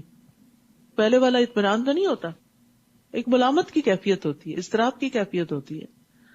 تو انسان کو بہت سے مسائل میں مفتی فتویٰ دے بھی دیتے ہیں، لیکن پھر بھی دیکھنا چاہیے یہ ضمیر کیا فتویٰ دیتا ہے، اندر کیا کہتا ہے. کیونکہ مفتی آپ کے سارے حالات کو نہیں جانتا ہوتا، آپ زیادہ بہتر جانتے ہوتے ہیں کہ آپ کی پوزیشن کیا ہے اور آپ کو کیا کرنا چاہیے. کہتے ہیں نا استفت قلبک ولو افتوک، دل سے فتویٰ لو خواہ لوگ تمہیں فتویٰ دے بھی دیں، یعنی وہ کرو جس سے تم اللہ کو راضی کر سکو. صالح نے جواب دیا اے میری قوم بھلا دیکھو اگر میں اپنے رب کی طرف سے ایک واضح دلیل پر ہوں اور اس نے مجھے اپنی رحمت یعنی نبوت سے بھی نوازا ہوا ہو، پھر میں اس کی نافرمانی کروں تو اس کے مقابلے میں کون میری مدد کرے گا؟ تم تو میرے نقصان ہی میں اضافہ کر رہے ہو، یعنی اس طرح کے مشورے دے کر مجھے خسارے کی طرف لے جا رہے ہو. اور اے قوم یہ اللہ کی اونٹنی ہے جو تمہارے لیے ایک معجزہ ہے، کیونکہ وہ چٹان سے برآمد ہوئی تھی، نارمل طریقے سے بچہ نہیں پیدا ہوا تھا، اور وہ ساری قوم نے دیکھا تھا کہ وہ کہاں سے آ گئی. اللہ کی زمین میں اس کو چرنے دو، اسے کوئی تکلیف نہ پہنچانا ورنہ تمہیں بہت بڑا عذاب آئے گا. مگر انہوں نے اس کی کونچی کاٹ کر مار ڈالا. تو صالح نے کہا اچھا اب صرف 3 دن اپنے گھروں میں مزے کر لو، یہ ایسا وعدہ ہے جو کبھی جھوٹا نہیں ہو سکتا. یعنی پہلے سے اب ان کو انجام بتا دیا گیا کہ شاید اب بھی توبہ کر لیں. اب آپ دیکھیں یہاں پر کونچے تو ایک شخص نے کاٹی تھی، قدار بن سالم. لیکن ساری قوم کو اس میں الزام دیا گیا. کیوں؟ کیونکہ وہ سب دل سے ساتھ تھے. تو بہت سی چیزوں میں نیت کے ساتھ فیصلہ ہوتا ہے. چاہے اوپر سے آپ کا عمل کچھ بھی ہو، لیکن دیکھا یہ جاتا ہے کہ دل میں کیا تھا. تو یہاں چونکہ ساری قوم یہی چاہتی تھی کہ اونٹنی کو ختم کیا جائے، وہ سارا ہمارا پانی پی جاتی ہے اور ہمارے لیے ایک عذاب ہو گئی ہے، کیونکہ انہوں نے خود ہی مانگی تھی. تو اب وہ ان کے لیے آزمائش ہو گئی. پیغمبر نے منع بھی کیا لیکن وہ باز نہیں آئے. تو جب ایک بندے نے وہ غلط کام کیا اور سب نے اس کی تائید کی تو سب ہی مجرم قرار پائے. اسی طرح اگر کوئی شخص کسی کو خود قتل نہیں کرتا، صرف اس کو مشورہ دیتا ہے یا اشارے سے کہتا ہے کہ کرو اس کو قتل، تو وہ بھی قاتل قرار پاتا ہے. تو بعض کام ایسے ہوتے ہیں کہ جس میں انسان کو نہ دل سے ساتھ دینا چاہیے، نہ زبان سے، نہ اشارے سے. اور ظلم کا ساتھ تو کبھی نہیں دینا چاہیے. بعض اوقات ایسا ہوتا ہے گھروں کے اندر ہی ظلم ہو رہا ہوتا ہے، اور چونکہ آپ کچھ خاص لوگوں کے ساتھ فیورٹزم کر رہے ہوتے ہیں اور آپ ان کی غلط باتوں کو بھی جسٹیفائی کرتے ہیں، صحیح قرار دیتے ہیں، تو اس میں اگر مظلوم کی حمایت نہیں کر سکتے اور ظالم کو برا نہیں کہہ سکتے تو کم از کم ساتھ نہ دیں، خاموشی اختیار کریں اور دل سے تو برا جانیں، کیونکہ برائی کو دل سے برا جاننا ایمان کا سب سے آخری درجہ ہے. فَلَمَّا جَاءَ أَمْرُنَا نَجَّيْنَا صَالِحًا وَالَّذِينَ آمَنُوا مَعَهُ بِرَحْمَةٍ مِنَّا. پھر جب ہمارے عذاب کا حکم آ گیا تو ہم نے صالح کو اور ان لوگوں کو جو اس کے ساتھ ایمان لائے تھے اپنی رحمت سے اس عذاب اور اس دن کی رسوائی سے بچا لیا. بلا شبہ آپ کا رب طاقتور اور غالب ہے. اور جن لوگوں نے ظلم کیا تھا انہیں ایک دھماکے نے آ پکڑا جس سے وہ اپنے گھروں میں اوندے منہ پڑے رہ گئے. جیسے پرندے گرتے ہیں نا مر کے تو منہ کے بل اور پیٹ کے بل پڑے ہوتے ہیں، ایسے ہی اس زلزلے سے یہ سب اوندے منہ جا گرے، جیسے وہ وہاں کبھی آباد ہی نہ ہوئے تھے. حالانکہ بڑی شان و شوکت کی زندگی بسر کر رہے تھے، لیکن ایک آواز نے اور ایک زلزلے نے ان کی ساری شان و شوکت ختم کر دی. دیکھو سمود نے اپنے رب کا انکار کیا، دیکھو سمود بھی دھتکار دیے گئے، اللہ کی رحمت سے دور کر دیے گئے. وَلَقَدْ جَاءَتْ رُسُلُنَا إِبْرَاهِيمَ بِالْبُشْرَى. اور بلا شبہ ہمارے رسول یعنی فرشتے ابراہیم علیہ السلام کے پاس خوشخبری لے کر آئے، اسحاق علیہ السلام کی ولادت کی. تو ابراہیم علیہ السلام کو سلام کیا تو انہوں نے سلام کا جواب دیا، وعلیکم السلام. اور تھوڑی ہی دیر گزری تھی کہ وہ مہمانی کے طور پر ایک بھنا ہوا بچڑا لے آئے. مہمان سے پوچھا نہیں جاتا کچھ کھاؤ گے، انہوں نے پوچھا نہیں کہ تم کون ہو، کس مقصد سے آئے ہو، کیا ہے. انہیں بٹھایا اور فوراً جا کر بہت سا کھانا لے آئے. یعنی بعض اوقات ایسا ہوتا ہے نا کہ ہم صرف کپ میں ایک چیز بنا کے کسی کو پیش کر رہے ہوتے ہیں، ٹھیک ہے کبھی ایسا بھی ہوتا ہے، لیکن اگر مہمان دور سے آئے ہوں، اجنبی ہوں، تو کھانے پر ان کا حق ہوتا ہے اور کھانے میں زیادہ کھانے کا حیثیت کے مطابق اہتمام کرنا چاہیے. سب سے پہلے مہمان نواز جو بہترین مہمان نواز تھے، جن کی قرآن میں بھی تعریف کی گئی، وہ ابراہیم علیہ السلام تھے. وہ اللہ کے دوست تھے، اور یہ ایک بہت بڑی خوبی ہوتی ہے جس کی اللہ تعالیٰ کچھ لوگوں کو بہت توفیق دیتا ہے. تو یہاں پر انہوں نے فوراً مہمان نوازی کی، لیکن اس مہمان نوازی میں تکلفات سے بچنا چاہیے کیونکہ وہ مہمان پر بھاری گزرتی ہیں. یعنی چاہے ایک بچڑا ہی تھا زیادہ اچھا تھا، اچھی چیز پیش کی، بہت زیادہ نہیں، چھوٹی موٹی چیزیں پیش کی جو تکلفات میں آ جاتی، یہ بھی ہو، یہ بھی ہو، یہ بھی، اپنا بھی کام بڑھتا ہے، دوسرے کا بھی بڑھتا ہے، دوسرے کا بھی پیٹ خراب ہوتا ہے. تو اس لیے مہمانداری کے بھی کچھ اسلامی اصول تقاضے ہمیں معلوم ہونے چاہیے کہ جس سے ہم مہمان کی خدمت کرتے ہوئے خوشی محسوس کریں، نہ کہ ایک بوجھ. نبی صلی اللہ علیہ وسلم نے فرمایا ابراہیم علیہ السلام پہلے شخص ہیں جنہوں نے اہتمام سے مہمانوں کی مہمان نوازی کی. مہمان نوازی ایمان کا حصہ ہے. رسول اللہ صلی اللہ علیہ وسلم نے فرمایا جو شخص اللہ اور آخرت کے دن پر ایمان رکھتا ہے اسے چاہیے کہ اپنے مہمان کی عزت کرے. خوب خدمت اور خاطر مدارت ایک دن اور رات ہے. مہمانی 3 دن ہوتی ہے، اس کے بعد جو کیا جائے وہ صدقہ ہے. یعنی کہ وہ کوئی فقیر مسکین انسان ہے کہ صدقے کا کانسیپٹ بڑا وسیع ہے ہمارے دین میں کہ نیکی کے جس بھی کام میں آپ لگاتے ہیں، چاہے مہمان کو کھلاتے ہیں اللہ کی رضا کے لیے، تو وہ بھی صدقہ شمار ہو جاتا ہے. وَإِنَّ لِزَوْرِكَ عَلَيْكَ حَقٌّ. تم سے ملنے آنے والے مہمان کا بھی تم پر حق ہے. آپ نے فرمایا اس شخص میں کوئی خیر نہیں جو مہمان نوازی نہیں کرتا. نبی صلی اللہ علیہ وسلم نے یہ بھی فرمایا کوئی آدمی مہمان کے لیے اپنی استطاعت سے بڑھ کر تکلف نہ کرے. یہ نہ ہو کہ قرضہ لے کر مہمان نوازی کرتا پھرے. انس رضی اللہ عنہ کہتے ہیں ہم عمر رضی اللہ عنہ کے پاس تھے تو آپ نے فرمایا ہمیں تکلف اختیار کرنے سے منع کیا گیا ہے. جیسے قرآن مجید میں آتا ہے وما انا من المتکلفین. فلما رأى ایدیہم لا تصل الیہ نکرہم. پھر جب دیکھا کہ ان مہمانوں کے ہاتھ کھانے کی طرف نہیں بڑھتے تو انہیں مشتبہ سمجھا کہ یہ تو کوئی مشکوک معاملہ ہے، لگتا ہے اچھے ارادے سے نہیں آئے. کیونکہ جو مہمان پانی نہ پیے، کھانا نہ کھائے اور مہمانی قبول کرنے سے انکار کر دے، پھر وہ اچھے ارادے سے تو نہیں آیا ہوتا. تو یہی شک ان کو بھی پڑا اور دل میں خوف محسوس کرنے لگے کہ کیا ماجرا ہے، کچھ کھا نہیں رہے. تو یہ صورتحال دیکھ کر کہنے لگے، یعنی وہ کہنے لگے فرشتے ڈرو نہیں، ہم لوط کی قوم کی طرف بھیجے گئے ہیں، ہم ایک مشن پر آئے ہیں اور راستے میں تمہیں بھی خوشخبری دینے کے لیے. اور ابراہیم کی بیوی جو پاس کھڑی تھی، یعنی وہ بھی مہمانداری میں شوہر کی مدد کر رہی تھی، ہنس دی تو ہم نے اسے اسحاق کی خوشخبری دی اور اسحاق کے بعد یعقوب کی بھی. یعنی وہ ٹینشن ختم ہوئی کیونکہ برے ارادے سے نہیں آئے، تو جب انہوں نے بتایا کہ نہیں ہم کہیں اور جانے والے ہیں تو وہ ریلیکس ہو گئی اور اس کے ساتھ ہی انہیں بچے کی خوشخبری دی. حضرت سارہ کی عمر بھی بہت زیادہ تھی، بعض روایات میں 80 یا 90 سال بتائی جاتی ہے، اور ابراہیم علیہ السلام کی 100 سال یعنی انتہائی بڑھاپے کی عمر کو پہنچے ہوئے تھے. یہ بھی اللہ کا بڑا فضل ہوتا ہے. کچھ لوگ انتہائی بڑھاپے کی عمر کو پہنچ کر بھی کھڑے ہو کے نمازیں پڑھتے.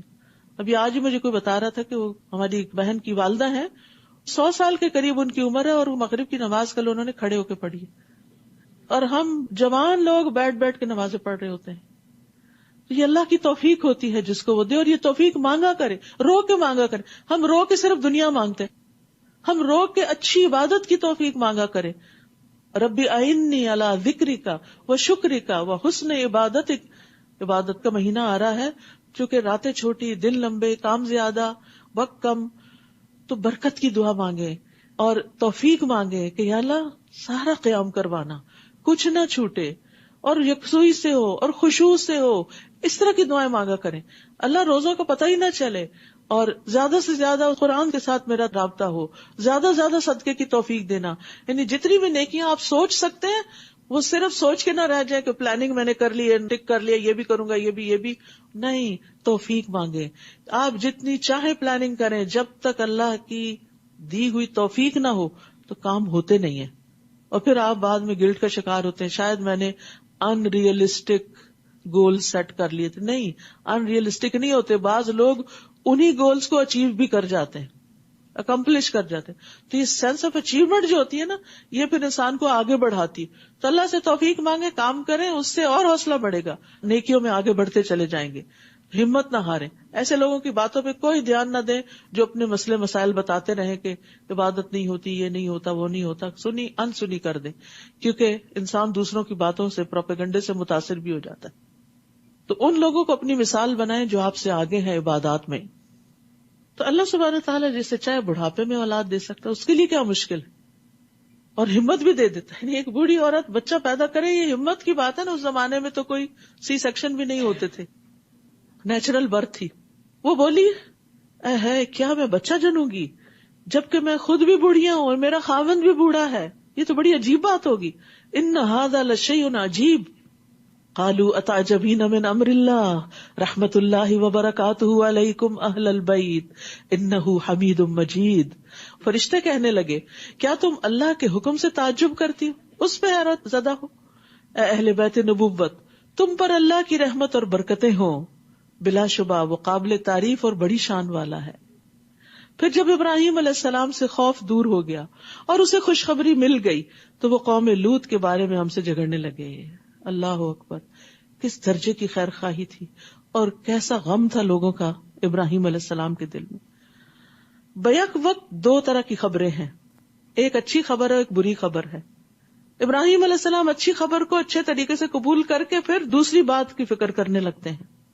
ہم ہوں ایسے موقع پر تو کیا کریں، لوگ جائیں جہنم میں، ہمیں تو اس وقت اپنی پارٹی کرنی چاہیے، بہت بڑی خوشی کی خبر ملی ہے. نہیں، انسانوں کے اوپر آنے والی تکلیف کا احساس کر کے اللہ تعالیٰ سے جھگڑ رہے ہیں. یجادلنا فی قوم لوط. جھگڑا کیا تھا؟ اللہ نہیں، عذاب نہیں دینا، ان کو اور مہلت دے، ان کو ہدایت دے. ان ابراہیم لحلیم اواہ منیب. بلا شبہ ابراہیم بڑے بردبار، نرم دل اور رجوع کرنے والے تھے، ہر چیز میں اللہ کی طرف پلٹتے تھے. کیسی خیر خواہی!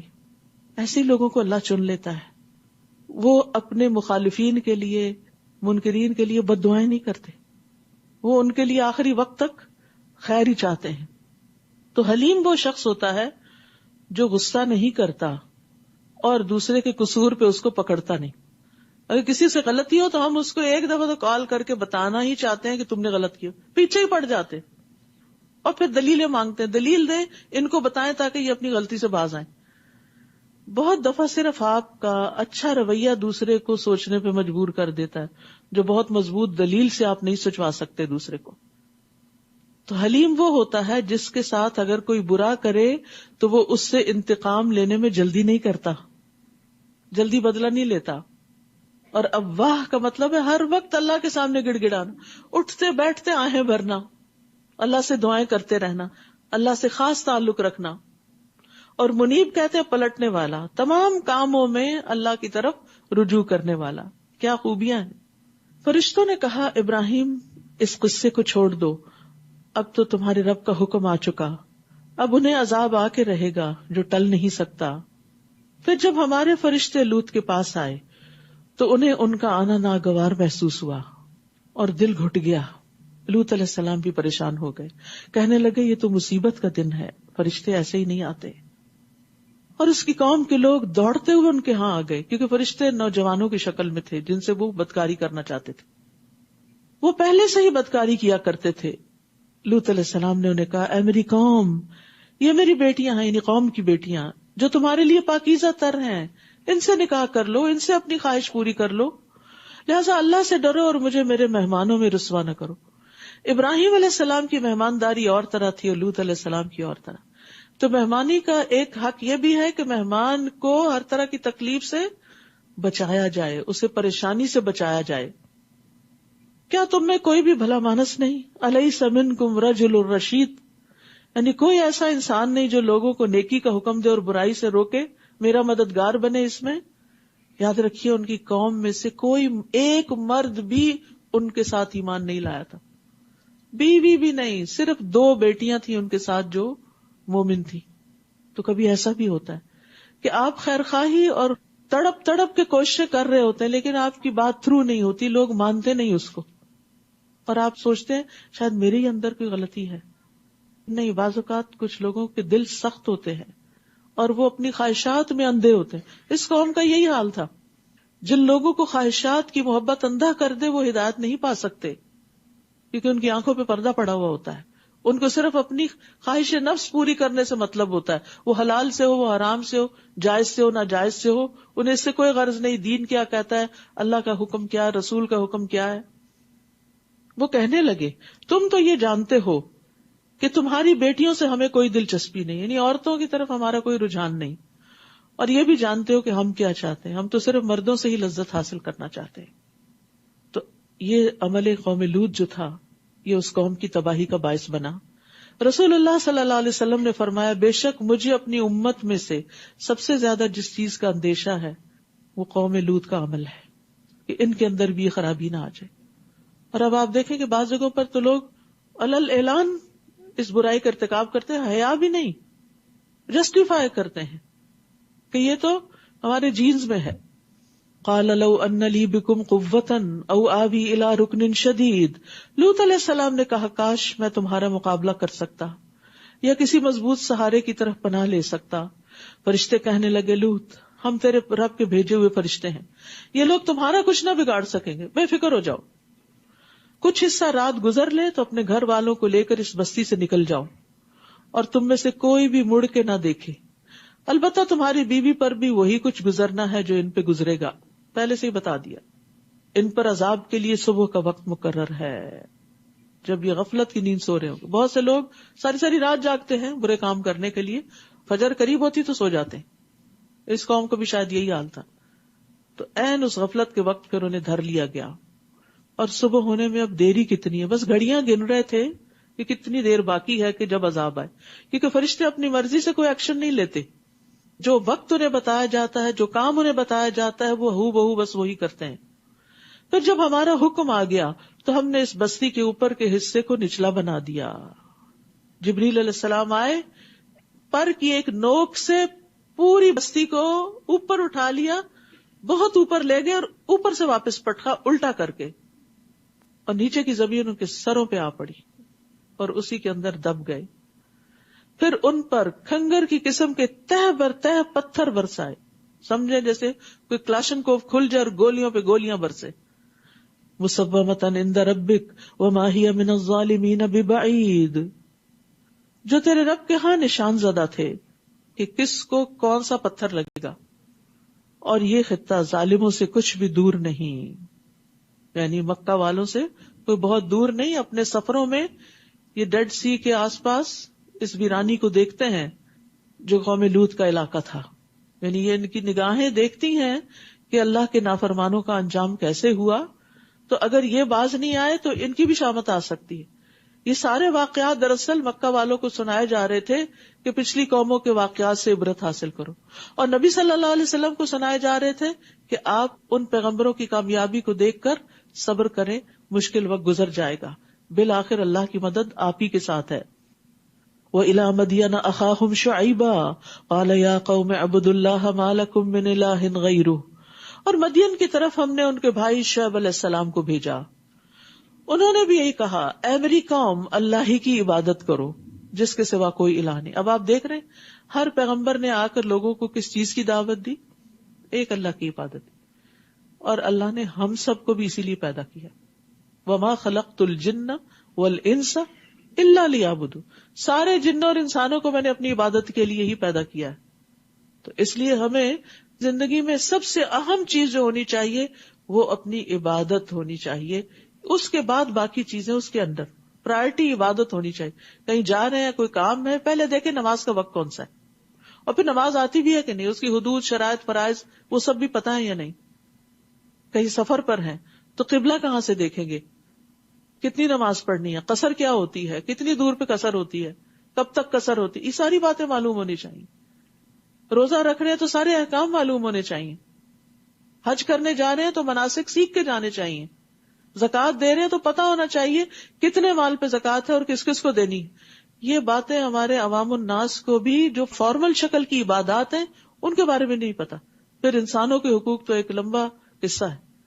صرف اپنا حق پتا ہے ہمارے ساتھ کون کون زیادتی کرتا ہے، اور اسی کا رونا روتے رہتے ہیں. اور ہم دوسرے کا حق کہاں نہیں دیتے اس کی فکر نہیں کرتے. جبکہ ہم سے یہ نہیں پوچھا جائے گا کہ تمہیں کون سا حق نہیں ملا، ہم سے یہ پوچھا جائے گا کہ تم نے کیا کیا. اور دوسرے کی زیادتی، دوسرے سے اس کا سوال اور حساب ہوگا. اسی طرح عبادت کے حکم کے علاوہ پیغمبروں نے اپنی قوم کو جو ان کے اندر خاص قسم کی اخلاقی برائیاں یا خرابیاں تھیں ان کی اصلاح کی طرف بھی متوجہ کیا.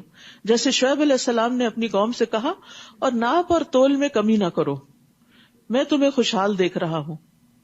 بزنس کمیونٹی تھی اور مجھے ڈر ہے کہ تم پر ایسا عذاب آئے گا جو تمہیں ہر طرف سے گھیر لے گا. تو ایک عبادت اور دوسرے دنیاوی معاملات میں فیئر ڈیلنگ. اور اے قوم، ناپ اور تول کو انصاف کے ساتھ پورا کیا کرو، اور لوگوں کو ان کی اشیاء کم نہ دیا کرو، نہ تول کے کم نہ گن کے کم. اور زمین میں فساد نہ پھیلاتے پھرو. فساد پھیلتا ہے ظلم سے، جب کسی صاحب حق کو اس کا حق نہیں ملتا. تو جب ناپ تول میں کمی کرو گے، جن کے حق میں کمی ہو رہی ہے وہ پھر جوابی انتقامی کاروائیاں کریں گے اور لڑائی جھگڑے فساد شروع ہوں گے. تمہارے لیے اللہ کی دی ہوئی بچت ہی بہتر ہے. یعنی ایک جینوئن پروفٹ جو ہے وہی کافی ہے اگر تم مومن ہو، اور میں تم پر کوئی محافظ تو نہیں. اس سے پتہ چلتا ہے کہ کسی بھی تجارت کے کام میں ایسا نفع حاصل کرنا کہ جو حق نہ بنتا ہو درست نہیں. یعنی اللہ نے جو مال تمہارے لیے انصاف کے ساتھ حقوق ادا کرنے کے بعد باقی چھوڑا ہے وہ تمہارے لیے بہتر ہے، بابرکت ہوگا چاہے تھوڑا بھی ہوگا، بجائے اس کے کہ تم کسی پر ظلم کر کے ناحق مال حاصل کرو.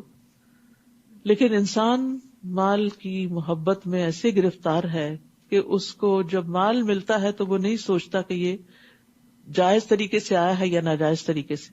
قیامت کے دن بھی ابن آدم سے جو سوال کیے جائیں گے ان میں سے ایک سوال یہ کہ مال کہاں سے آیا، انکم کا سورس کیا تھا اور خرچ کہاں کیا.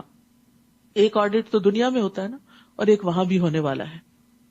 نبی صلی اللہ علیہ وسلم نے فرمایا ابن آدم دو چیزوں کو ناپسند کرتا ہے، موت کو، حالانکہ وہ مومن کے لیے فتنوں سے بہتر ہے، اور مال کی قلت کو، یعنی تھوڑا مال ہو تو راضی نہیں ہوتا، حالانکہ مال کی قلت حساب کتاب میں کمی کا باعث ہے.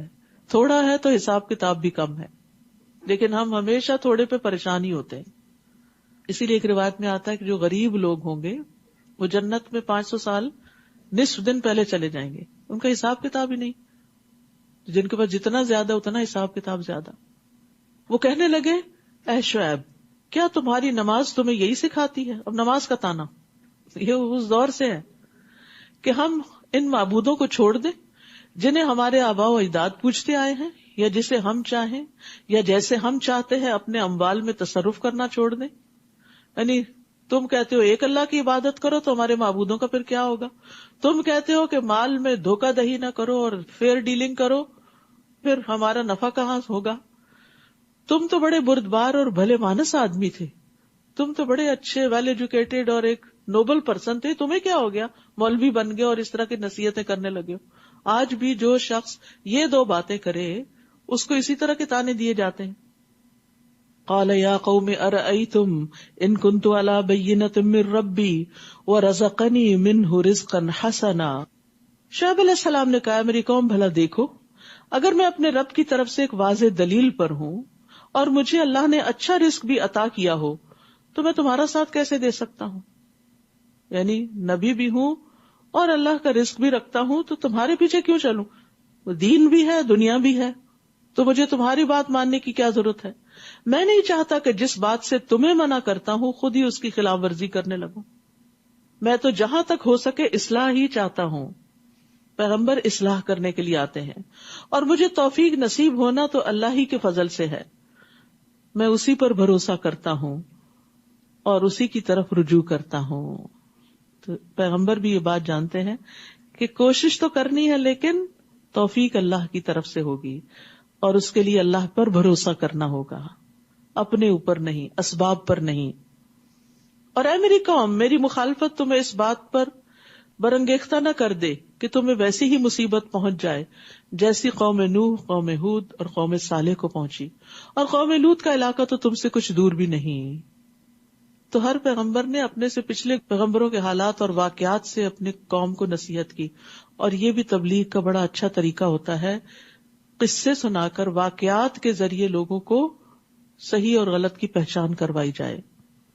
دوسرے لوگوں کی زندگی ہمارے لیے یا اچھا نمونہ ہوتی ہے فالو کرنے کے لیے، یا پھر عبرت کا نمونہ ہوتی.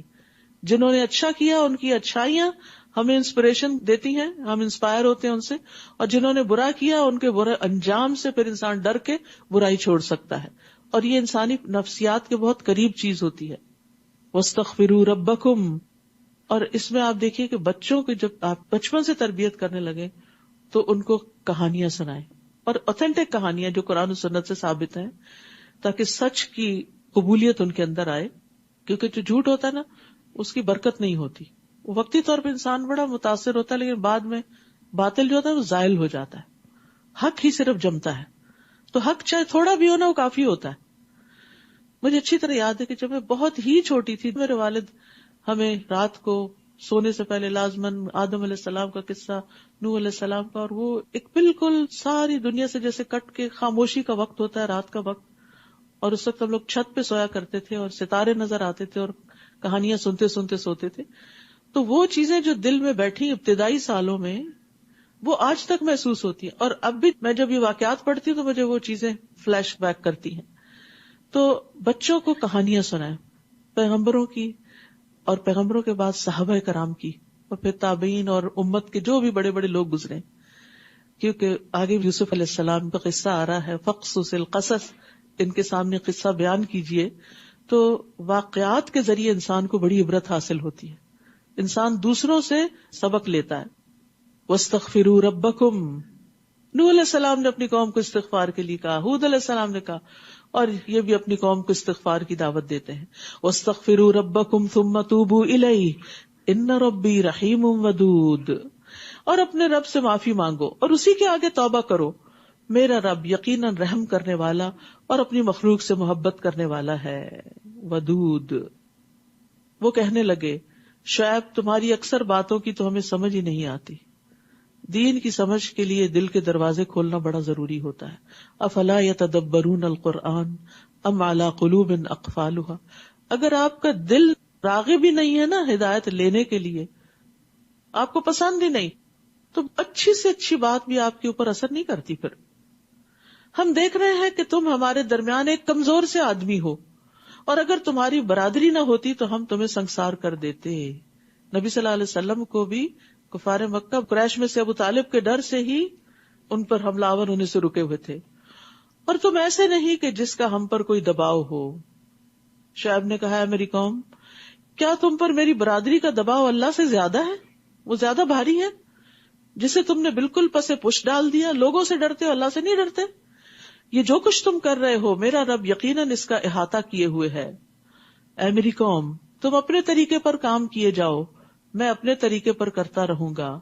جلد ہی تمہیں معلوم ہو جائے گا کہ کس پر رسوا کرنے والا عذاب آتا ہے اور کون جھوٹا ہے. تم بھی انتظار کرو اور میں بھی تمہارے ساتھ منتظر ہوں. اب الٹیمیٹم دے دیا گیا، اب دن توڑے. پھر جب ہمارا حکم آ گیا تو ہم نے شعیب کو اور اس کے ساتھ جو ایمان لائے تھے انہیں اپنی مہربانی سے بچا لیا، اور جن لوگوں نے ظلم کیا تھا انہیں ایک سخت چنگھاڑ نے ایسا پکڑا کہ وہ اپنے گھروں میں اوندھے منہ پڑے کے پڑے رہ گئے. چنگھاڑ، چیخ سے مار دیے گئے. ایک خاص لیول کے بعد اگر شور ہو تو انسان بے ہوش ہونے لگتا، مرنے لگتا ہے. یعنی کتنا کمزور ہے انسان. کھانے کو نہ ملے تو مر سکتا ہے، یعنی ایک سرٹن اماؤنٹ آف ڈیز. سو نہ پائے تو مر سکتا ہے. اسی طرح چیخ اس کو مارتی ہے. کوئی ایسی زہریلی گیس ہو تو وہ مار دیتی ہے. وہ اپنے گھروں میں اوندھے منہ پڑے کے پڑے رہ گئے، جیسے وہ کبھی آباد ہی نہ ہوئے تھے، کبھی بسے ہی نہ تھے. دیکھو اہل مدین پر ایسی ہی پھٹکار پڑی جیسے قوم سمود پر پڑی تھی. اور ہم نے موسیٰ کو اپنے معجزے اور سری سند نبوت دے کر فرعون اور اس کے درباریوں کی طرف بھیجا، تو انہوں نے فرعون کے حکم کی پیروی کی. حالانکہ فرعون کا حکم کچھ اچھا نہ تھا. وہ قیامت کے دن اپنی قوم کے آگے آگے چلے گا اور انہیں جہنم کے کنارے لا کھڑا کرے گا. یاد رکھیے انسان دنیا میں جس کو فالو کرتا ہے قیامت کے دن بھی اسی کے پیچھے ہوگا. کتنی بری ہے وارد ہونے کی جگہ جہاں وہ وارد ہوں گے. ان لوگوں پر اس دنیا میں بھی لعنت پڑی اور قیامت کے دن بھی پڑے گی. کیسا برا انعام ہے جو انہیں دیا جائے گا. یہ ان بستیوں کی سرگزشت ہے جو ہم آپ سے بیان کر رہے ہیں. ان میں سے کچھ تو موجود ہیں اور کچھ اجڑ چکی ہیں. ہم نے ان پہ ظلم نہیں کیا تھا بلکہ انہوں نے خود ہی اپنے آپ پر ظلم کیا.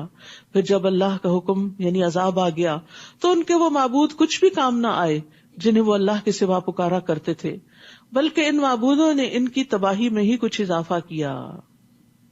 اور جب بھی آپ کا رب کسی ظالم بستی کو پکڑتا ہے تو اس کی گرفت ایسی ہی ہوتی ہے. بلا شبہ اس کی گرفت دکھ دینے والی اور سخت ہے. جو شخص آخرت کے عذاب سے ڈرے اس کے لیے بھی ان واقعات میں نشان عبرت ہے. وہ دن ایسا ہوگا جس میں سب لوگ اکٹھے کیے جائیں گے، اور اس دن جو کچھ ہوگا سب کی موجودگی میں ہوگا. اور ہم نے اس دن کو بس ایک معینہ مدت تک کے لیے ہی مؤخر کر رکھا ہے. یعنی دنیا میں اگر کسی کی پکڑ نہیں بھی آتی تو ایک دن تو پکڑ کا آنے ہی والا ہے. جب یہ دن آ جائے گا تو اللہ کے اذن کے بغیر کوئی شخص کلام بھی نہ کر سکے گا. پھر ان لوگوں میں کچھ بدبخت ہوں گے اور کچھ نیک بخت.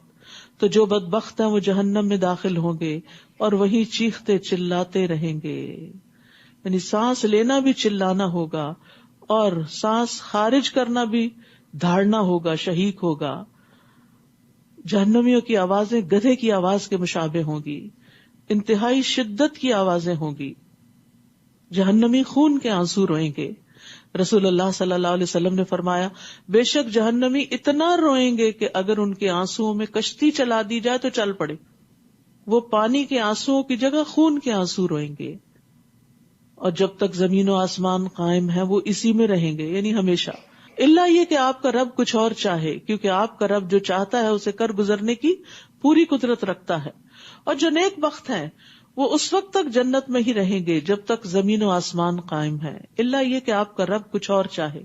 یہ ایسی بخشش ہوگی جو کبھی منقطع نہ ہوگی.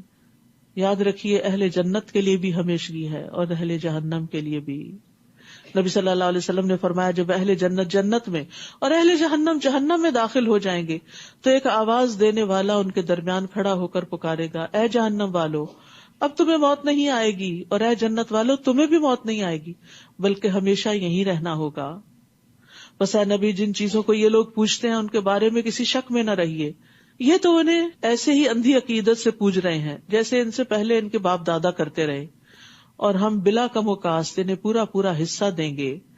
ہم نے اس سے پہلے موسیٰ کو کتاب دی تھی اور اس میں بھی اختلاف کیا گیا تھا، اور اگر آپ کے رب کا حکم پہلے سے طے شدہ نہ ہوتا تو ان اختلاف کرنے والوں کے درمیان فیصلہ چکا دیا گیا ہوتا، اور وہ بھی اس کے بارے میں ایسے شک میں پڑے ہوئے تھے جس نے انہیں بے چین کیا ہوا تھا. ان میں سے ہر ایک کو تیرا رب ان کے اعمال کا پورا پورا بدلہ دے کر رہے گا، یقیناً وہ ان کے اعمال سے باخبر ہے. فاستقم کما امرت ومن تاب معک، بس آپ ثابت قدم رہیں جیسے آپ کو حکم دیا گیا ہے، یعنی لوگوں کی مخالفتوں سے گھبرائیں نہیں، اور آپ کے وہ ساتھی بھی جنہوں نے آپ کے ساتھ ایمان کی طرف رجوع کیا ہے، اور سرتابی نہ کرنا کیونکہ جو کچھ تم کرتے ہو وہ اسے دیکھ رہا ہے، اور نہ ہی ان لوگوں کی طرف جھکنا جنہوں نے ظلم کیا، ورنہ تمہیں بھی دوزخ کی آگ آ لپٹے گی. فتمسکم النار، پھر تمہیں کوئی ایسا سرپرست نہ ملے گا جو اللہ سے تمہیں بچا سکے، نہ ہی کہیں سے تمہیں مدد پہنچ سکے گی. یہ اتنی سخت بات تھی کہ نبی صلی اللہ علیہ وسلم نے فرمایا شیبتنی ہود و اخواتها، مجھے سورت ہود اور اس جیسی صورتوں نے بوڑھا کر دیا ہے. یعنی اللہ کے حکم سے بھاگنے کا کوئی راستہ نہیں ہے. دین کتنا بھی مشکل ہو نجات اسی کے اندر ہے، اور ظالموں کی طرف میلان نہیں رکھنا چاہیے، ان کے اعمال پہ راضی نہیں ہونا چاہیے. وَأَقِمِ الصَّلَاةَ طَرَفَيِ النَّهَارِ، نیز آپ دن کے دونوں طرفوں کے اوقات میں اور کچھ رات گئے نماز قائم کیجیے. ان الحسنات یذہبن السیئات، بلا شبہ نیکیاں برائیوں کو دور کر دیتی ہیں. یہ ایک یاد دہانی ہے ان لوگوں کے لیے جو اللہ کو یاد کرتے رہتے ہیں. نماز اللہ کے ذکر کا سب سے بہترین طریقہ ہے، ایک فارمل وے ہے اللہ کو یاد کرنے کا، اور ایک فرض ہے ادا کرنے کے لیے، اور ایک نماز دوسری نماز کے درمیان ہونے والے گناہوں کا کفارہ بھی ہے. فرض نماز ادا کرنے سے قدم قدم پر گناہ مٹتے ہیں اور درجات بلند ہوتے ہیں. ابو ہریرہ کہتے ہیں کہ رسول اللہ صلی اللہ علیہ وسلم نے فرمایا جس نے اپنے گھر میں وضو کیا پھر اللہ کے گھروں میں سے کسی گھر کی طرف چل کر گیا تاکہ اللہ کے فرائض میں سے ایک فریضے کو ادا کرے، یعنی نماز پڑھے، تو اس کے دونوں قدموں میں سے ایک گناہ مٹاتا ہے اور دوسرا درجہ بلند کرتا ہے. اتنا اجر و ثواب ہے مسجد جا کر مردوں کے لیے نماز پڑھنے کا. اور صبر کیجئے، اللہ تعالیٰ یقیناً نیکی کرنے والوں کا اجر ضائع نہیں کرتا.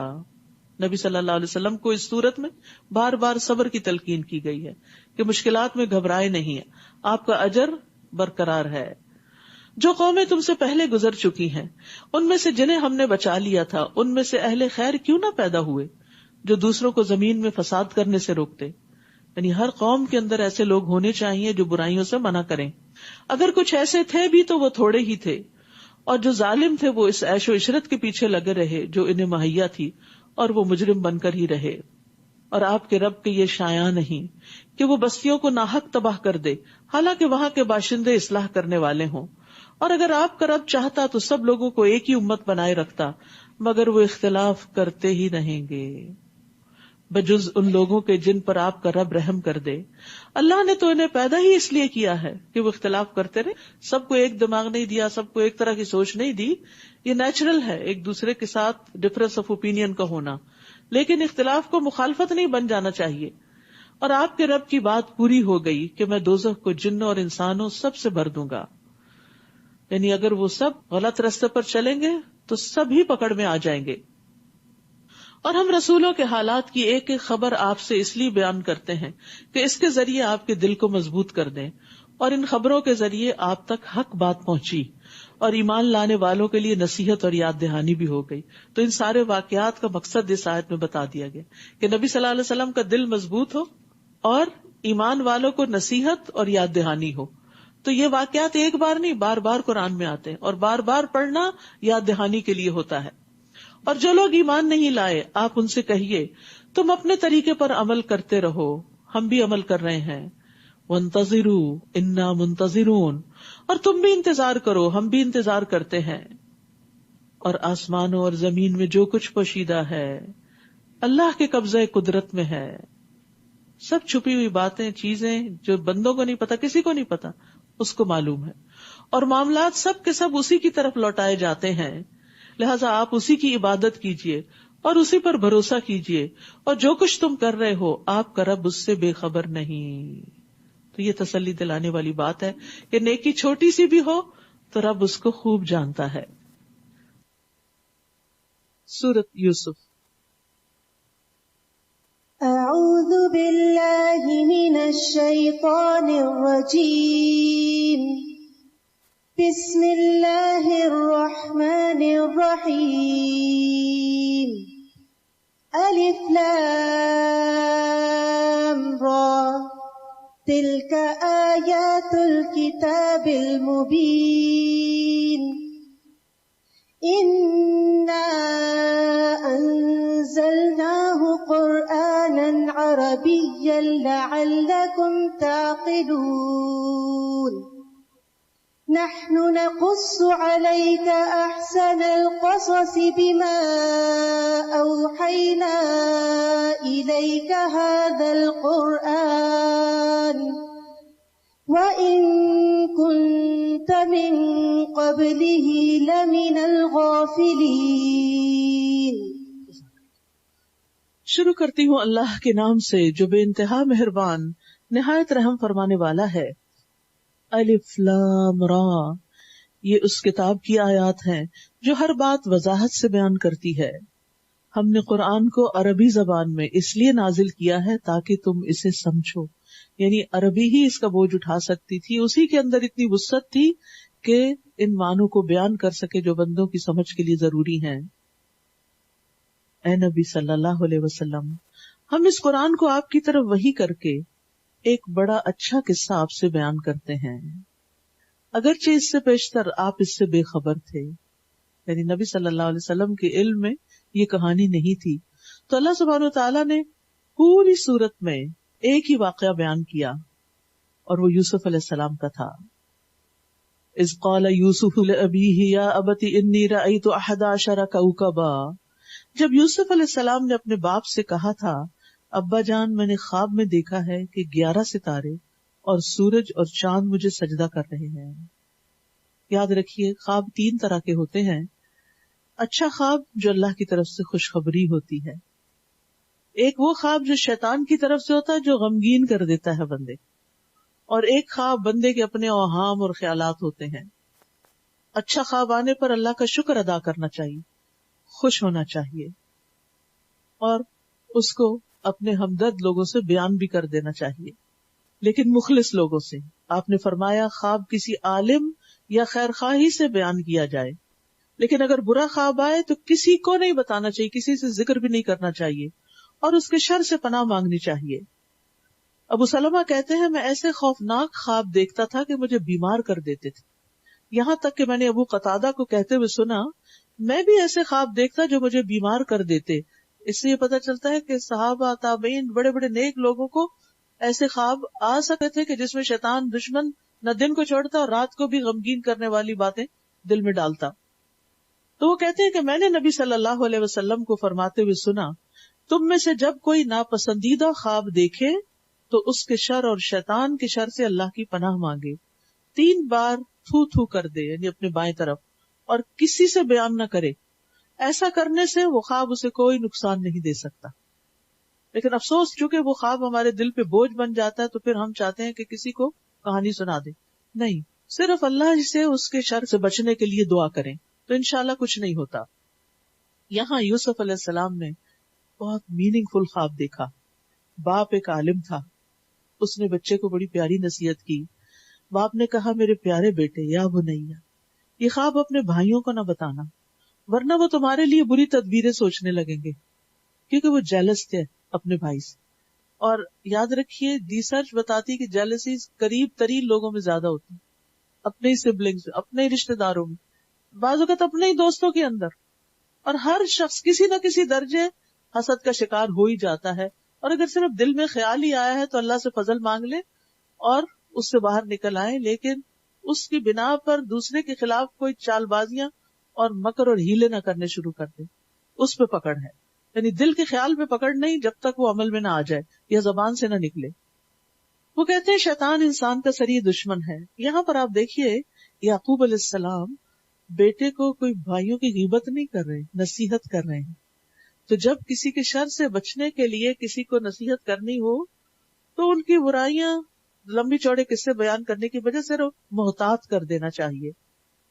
ایک اور بات یہ بھی پتہ چلتی ہے کہ نعمت کو جب تک وہ پوری نہ ہو جائے اس کا اظہار نہیں کرنا چاہیے.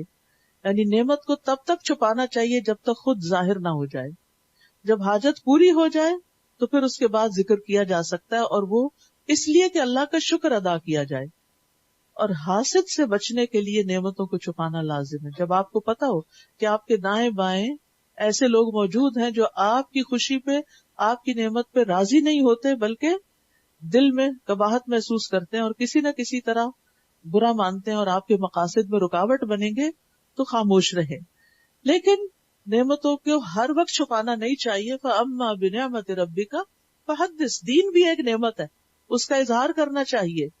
جب نعمت مل جائے اور حسد کا ڈر نہ ہو تو پھر بیان کیا جانا چاہیے، اور بہت تفصیلات نہیں بیان کرنی چاہیے. مثلا میرے اس بزنس میں، اس ڈیل میں اتنے ہزار کا پروفٹ ہوا تو پھر میں نے اس کو یہاں انویسٹ کیا تو اتنا اور ہو گیا. اس طرح کی باتیں بھی لوگوں سے نہ کرے، کیونکہ وہ متحمل نہیں ہو سکتے، وہ برداشت نہیں کر سکتے. اور اسی طرح نعمت کا صرف زبان سے ہی نہیں اظہار کیا جاتا، عمل سے اظہار کرنا چاہیے. شکر ادا کر کے، اس میں سے صدقہ خیرات کر کے، اس مال میں سے، یا علم ہے تو اس کو لوگوں میں بانٹ کے، اور لوگوں کی ضرورت پوری کرنے کی حرص رکھنی چاہیے. یعنی اگر کسی کو کسی چیز کی ضرورت ہو تو انسان آگے بڑھے کہ میں اس کو جانتا ہوں، میں اس کا حل بتا سکتا ہوں آپ کو، میں آپ کی مدد کرتا ہوں. تو یہ بھی اظہار نعمت ہی ہے. اس طرح اس خواب کے مطابق تمہارا رب تمہیں دین کے لیے منتخب کرے گا. تعبیر بتا رہے ہیں باپ، تمہیں باتوں کا معال انجام سکھائے گا، تعبیر بتائے گا. تم پر اور آل یعقوب پر اپنی نعمت اسی طرح پوری کرے گا جیسے وہ اس سے پہلے تمہارے دو باپوں ابراہیم اور اسحاق پر پوری کر چکا. بلا شبہ تمہارا رب سب کچھ جاننے والا اور حکمت والا ہے. پھر قصہ شروع ہوتا ہے. حقیقت یہ ہے کہ یوسف اور اس کے بھائیوں کے قصے میں پوچھنے والوں کے لیے بہت سے نشان عبرت ہیں. جب یوسف کے بھائیوں نے آپس میں کہا یوسف اور اس کا بھائی ہمارے باپ کو ہم سے زیادہ محبوب ہیں. دو ماؤں کی اولاد تھے، ایک سے 10 بچے تھے اور ایک سے 2 بیٹے تھے. یوسف علیہ السلام اور بنیامین سگے بھائی تھے، اور دوسری طرف باقی 10 کا جتھا تھا جس کا وہ ذکر اکثر کرتے ہیں. یوسف اور اس کا بھائی تو ہمارے باپ کو ہم سے زیادہ محبوب ہیں. عام طور پر اس طرح کے رشتوں میں یہ پریشانیاں رہتی ہیں، بہت نیچرل ہے، چاہے پیغمبر کی اولاد ہی کیوں نہ ہو. حالانکہ ہم ایک طاقتور جماعت ہیں، ہمارا باپ تو سری بھول میں ہے. یعنی انہیں ہماری طرف متوجہ ہونا چاہیے کہ ہماری تعداد زیادہ ہے، لہذا یا تو یوسف کو مار ڈالو یا اسے کہیں دور پھینکاؤ. اس طرح تمہارا باپ تمہاری طرف ہی متوجہ رہے گا، پھر اس کے بعد تم نیک لوگ بن جانا. ابھی جو کرنا کر لینا، بعد میں توبہ کر لینا. تو جان بوجھ کے غلطی کرنا جو ہے بہت بڑا جرم ہوتا ہے کہ اچھا توبہ کر لیں گے، پھر یہ تو توبہ کا مذاق ہے. ان میں سے ایک نے کہا یوسف کو مارو نہیں، یہ بڑا بھائی تھا. اس نے کہا نہیں مارو نہیں، قتل کا ذمہ نہیں لو، بلکہ اگر تمہیں کچھ کرنا ہی ہے تو اسے کسی گمنام سے کنویں میں پھینک آؤ، کوئی آتا جاتا قافلہ اسے اٹھا لے جائے گا، یعنی ہماری جان چھوٹ جائے گی. اس تجویز کے بعد وہ اپنے باپ سے کہنے لگے کیا بات ہے، آپ یوسف کے بارے میں ہم پہ اعتبار نہیں کرتے، حالانکہ ہم اس کے خیر خواہ ہیں. تاکہ باپ سے اپنا مطلب پورا کروائے. بچوں کا یہ عام انداز ہوتا ہے نا، ماں باپ کو بلیم کر کے پھر ان سے فائدے اٹھاتے ہیں، یعنی بلیک میلنگ جسے کہتے ہیں. بلیک میل کر کے پھر اپنا کام نکلواتے ہیں، مطلب پورا کرتے ہیں. یعقوب نے کہا اگر تم اسے لے جاؤ تو مجھے اس کی جدائی کا رنج ہوگا، یعنی اسے اپنے سے الگ کرنا مجھے اچھا نہیں لگتا. دوسرے میں اس بات سے بھی ڈرتا ہوں کہ تم اس سے بے خبر ہو جاؤ تو اسے کہیں بھیڑیا نہ کھا جائے. وہ کہنے لگے ہم ایک طاقتور جماعت ہیں. اپنی طاقت کا بڑا زوم تھا. اگر ہمارے ہوتے ہوئے اسے بھیڑیا کھا جائے تو ہم بڑے نقصان میں پڑ گئے. چنانچہ وہ یوسف کو لے گئے اور اس بات پر اتفاق کر لیا کہ اسے کسی گمنام کنویں میں ڈال دیں گے.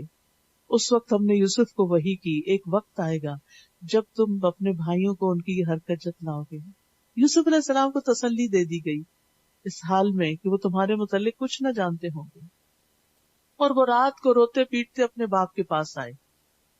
کہنے لگے ہم دوڑ کے مقابلے میں ایک دوسرے سے آگے بڑھتے گئے اور یوسف کو ہم نے اپنے سامان کے پاس چھوڑ دیا تھا، اتنے میں ایک بھیڑیا آیا اور اسے کھا گیا. اور آپ تو ہماری بات پہ یقین نہیں کریں گے، ہاں ہم سچے ہی کیوں نہ ہوں. اندر بلیک میل. اور وہ یوسف کی قمیص پر جھوٹ موٹ کا خون بھی لگا کر لائے. یعقوب علیہ السلام نے کہا بات یوں نہیں، بلکہ تم لوگوں نے ایک بری بات کو بنا سنوار لیا ہے. خیر اب صبر ہی بہتر ہے، اور جو کچھ تم بیان کرتے ہو اس کے متعلق اللہ ہی سے مدد چاہتا ہوں. سبحان اللہ، کیا ری ایکشن تھا. اتنی بڑی بات ہو گئی. اب یہ رائولری ہے نا، اولاد کے درمیان جیلسی، اولاد ایک دوسرے کے خلاف ہے. تو جب گھر میں مسائل ہوتے ہیں نا تو بہت سی چیزوں سے اعراض برتنا پڑتا ہے. یہ معلوم ہوتے ہوئے کہ بچے قصوروار ہیں، بعض اوقات نظر انداز کر دیا کریں. ہر چیز کے پیچھے نہ پڑ جایا کریں. نہیں مجھے پتا ہے، میں نے پتا کر لیا، میں نے فلاں تمہارے دوست سے پتا کر لیا تم رات کہاں تھے. ساری حیا ہی اٹھ گئی. اور بچے کو پتا چل، ماں باپ کو پتا ہے، اب سو واٹ، ہو کیئرس، اب تو میں کھلے دل سے کروں گا جو کرنا. پردہ ڈالا کریں اور حکمت کے ساتھ غلطیوں پر، یعنی جو غلطی وہ کر رہے ہیں یہ کہنے کی وجہ تم یہ کر رہے ہو، یہ چھوڑ دیں. اس غلطی کے نقصان بتانا شروع کر دیا کریں بغیر اس کو بلیم کیے، اس کی طرف پوائنٹ آؤٹ کیے کہ تم میں ہے یہ بتایا کرے کہ اس طرح کی برائی کا نقصان کیا ہوتا ہے.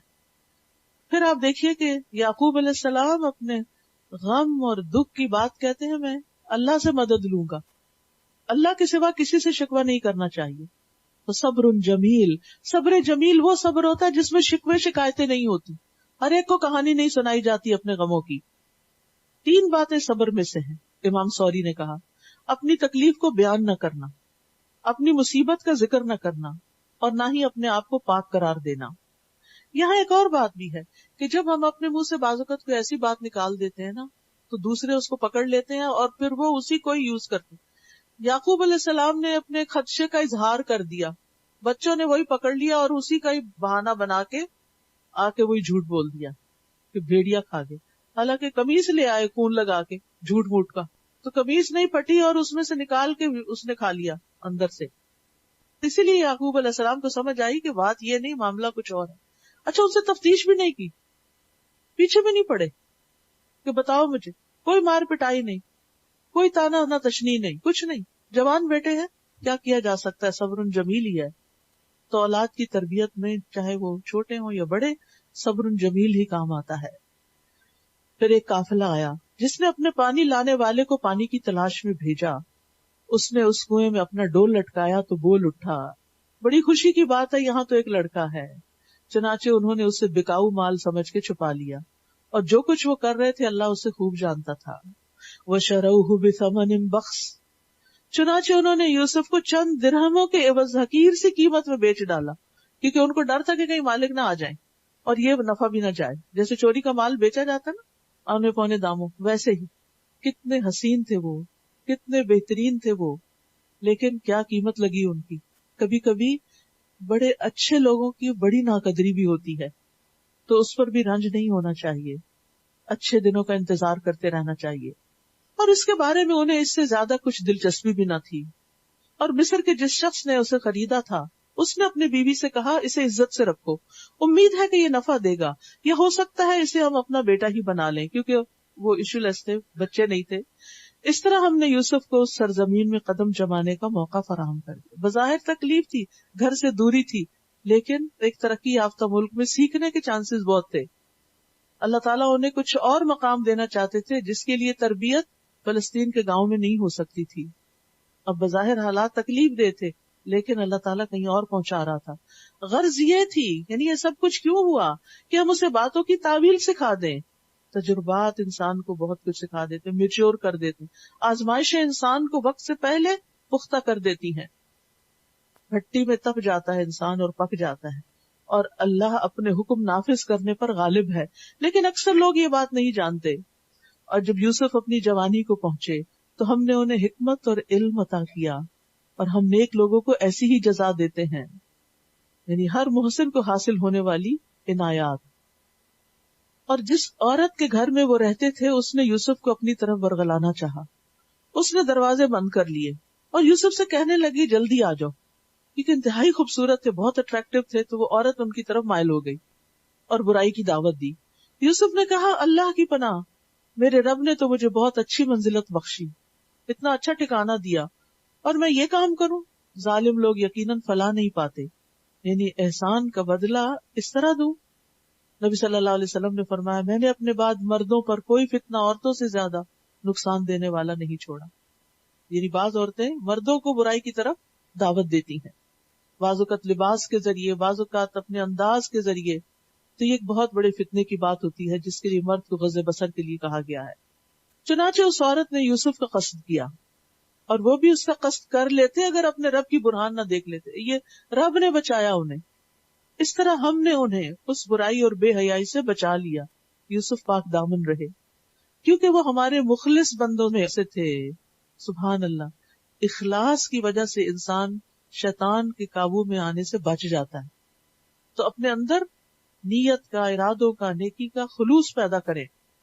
واستبق الباب، پھر وہ دونوں دروازے کی طرف لپکے.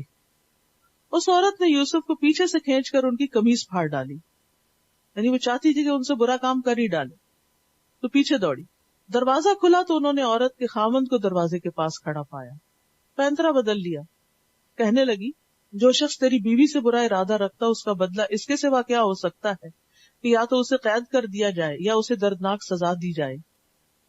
یہ ہوتی ہے وہ محبت جس کو لسٹ کہتے ہیں، جس میں صرف اپنے جذبات کی تسکین مقصود ہوتی ہے اور دوسرے کو اعلی کار بنایا جاتا ہے، اور جب مطلب پورا نہ ہو تو الزام تراشی کر دی جاتی. تو اللہ تعالیٰ ایسے لوگوں سے بھی بچائے جو محبت کے اظہار کے روپ میں بہروپیے ہوتے ہیں اور انتہائی نقصان دینے والے. کیونکہ کئی دفعہ ایسا ہوتا ہے نا، بعض اوقات معصوم لڑکیاں ایسے مردوں کے چنگل میں پھنس جاتی ہیں ان کی چکنی چپڑی باتوں سے. انہوں نے ان سے نہ شادی کرنی ہوتی ہے، نہ انہیں بسانا ہوتا ہے، نہ انہیں عزت دینی ہوتی ہے، نہ ان کی ذمہ داری لینی ہوتی ہے. صرف ان سے اپنی وقتی حرص اور تسکین مطلوب ہوتی ہے، اور وہ ان کی پیار بھری چکنی چپڑی باتوں کی وجہ سے اپنی ساری عزت عصمت لٹا بیٹھتی ہیں.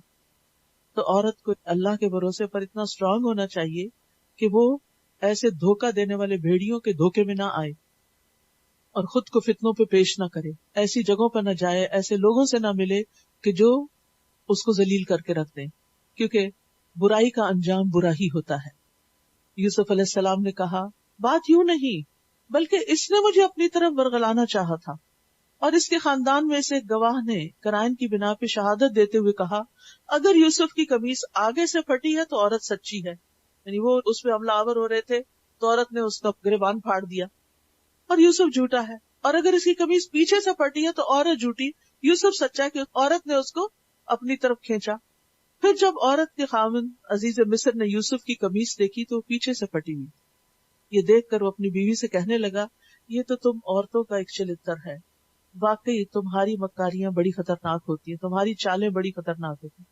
یہ عزیز مصر کا قول ہے جو اس نے اپنی بیوی کو کہا. لیکن بعض مرد کتنے عاجز ہوتے ہیں اپنی بیویوں کے سامنے کہ جانتے بوجھتے کہ وہ برا کام کر رہی کچھ کہہ بھی نہیں سکتے. پھر یوسف سے کہا اس بات کو جانے دو، اور اپنی بیوی سے کہا تم اپنے گناہ کی معافی مانگو، سوری کر لو، بلا شبہ تو ہی خطا کار ہے. اور شہر کی عورتیں آپس میں چرچا کرنے لگیں کہ یہ عزیز مصر کی بیوی ہے اور ایک غلام کے پیچھے پڑ گئی ہے، اگر عشق لڑانا ہی تھا تو کسی بڑے انسان سے کرتی. وہ چرچا کرنے لگی کہ عزیز مصر کی بیوی زلیخا اپنے نوجوان غلام کو اپنی طرف ورغلانا چاہتی ہے اور اس کی محبت اس کے دل میں گھر کر چکی ہے. ہم تو اسے واضح طور پر گمراہی میں مبتلا دیکھ رہے ہیں. اس محبت کو انہوں نے گمراہی قرار دیا.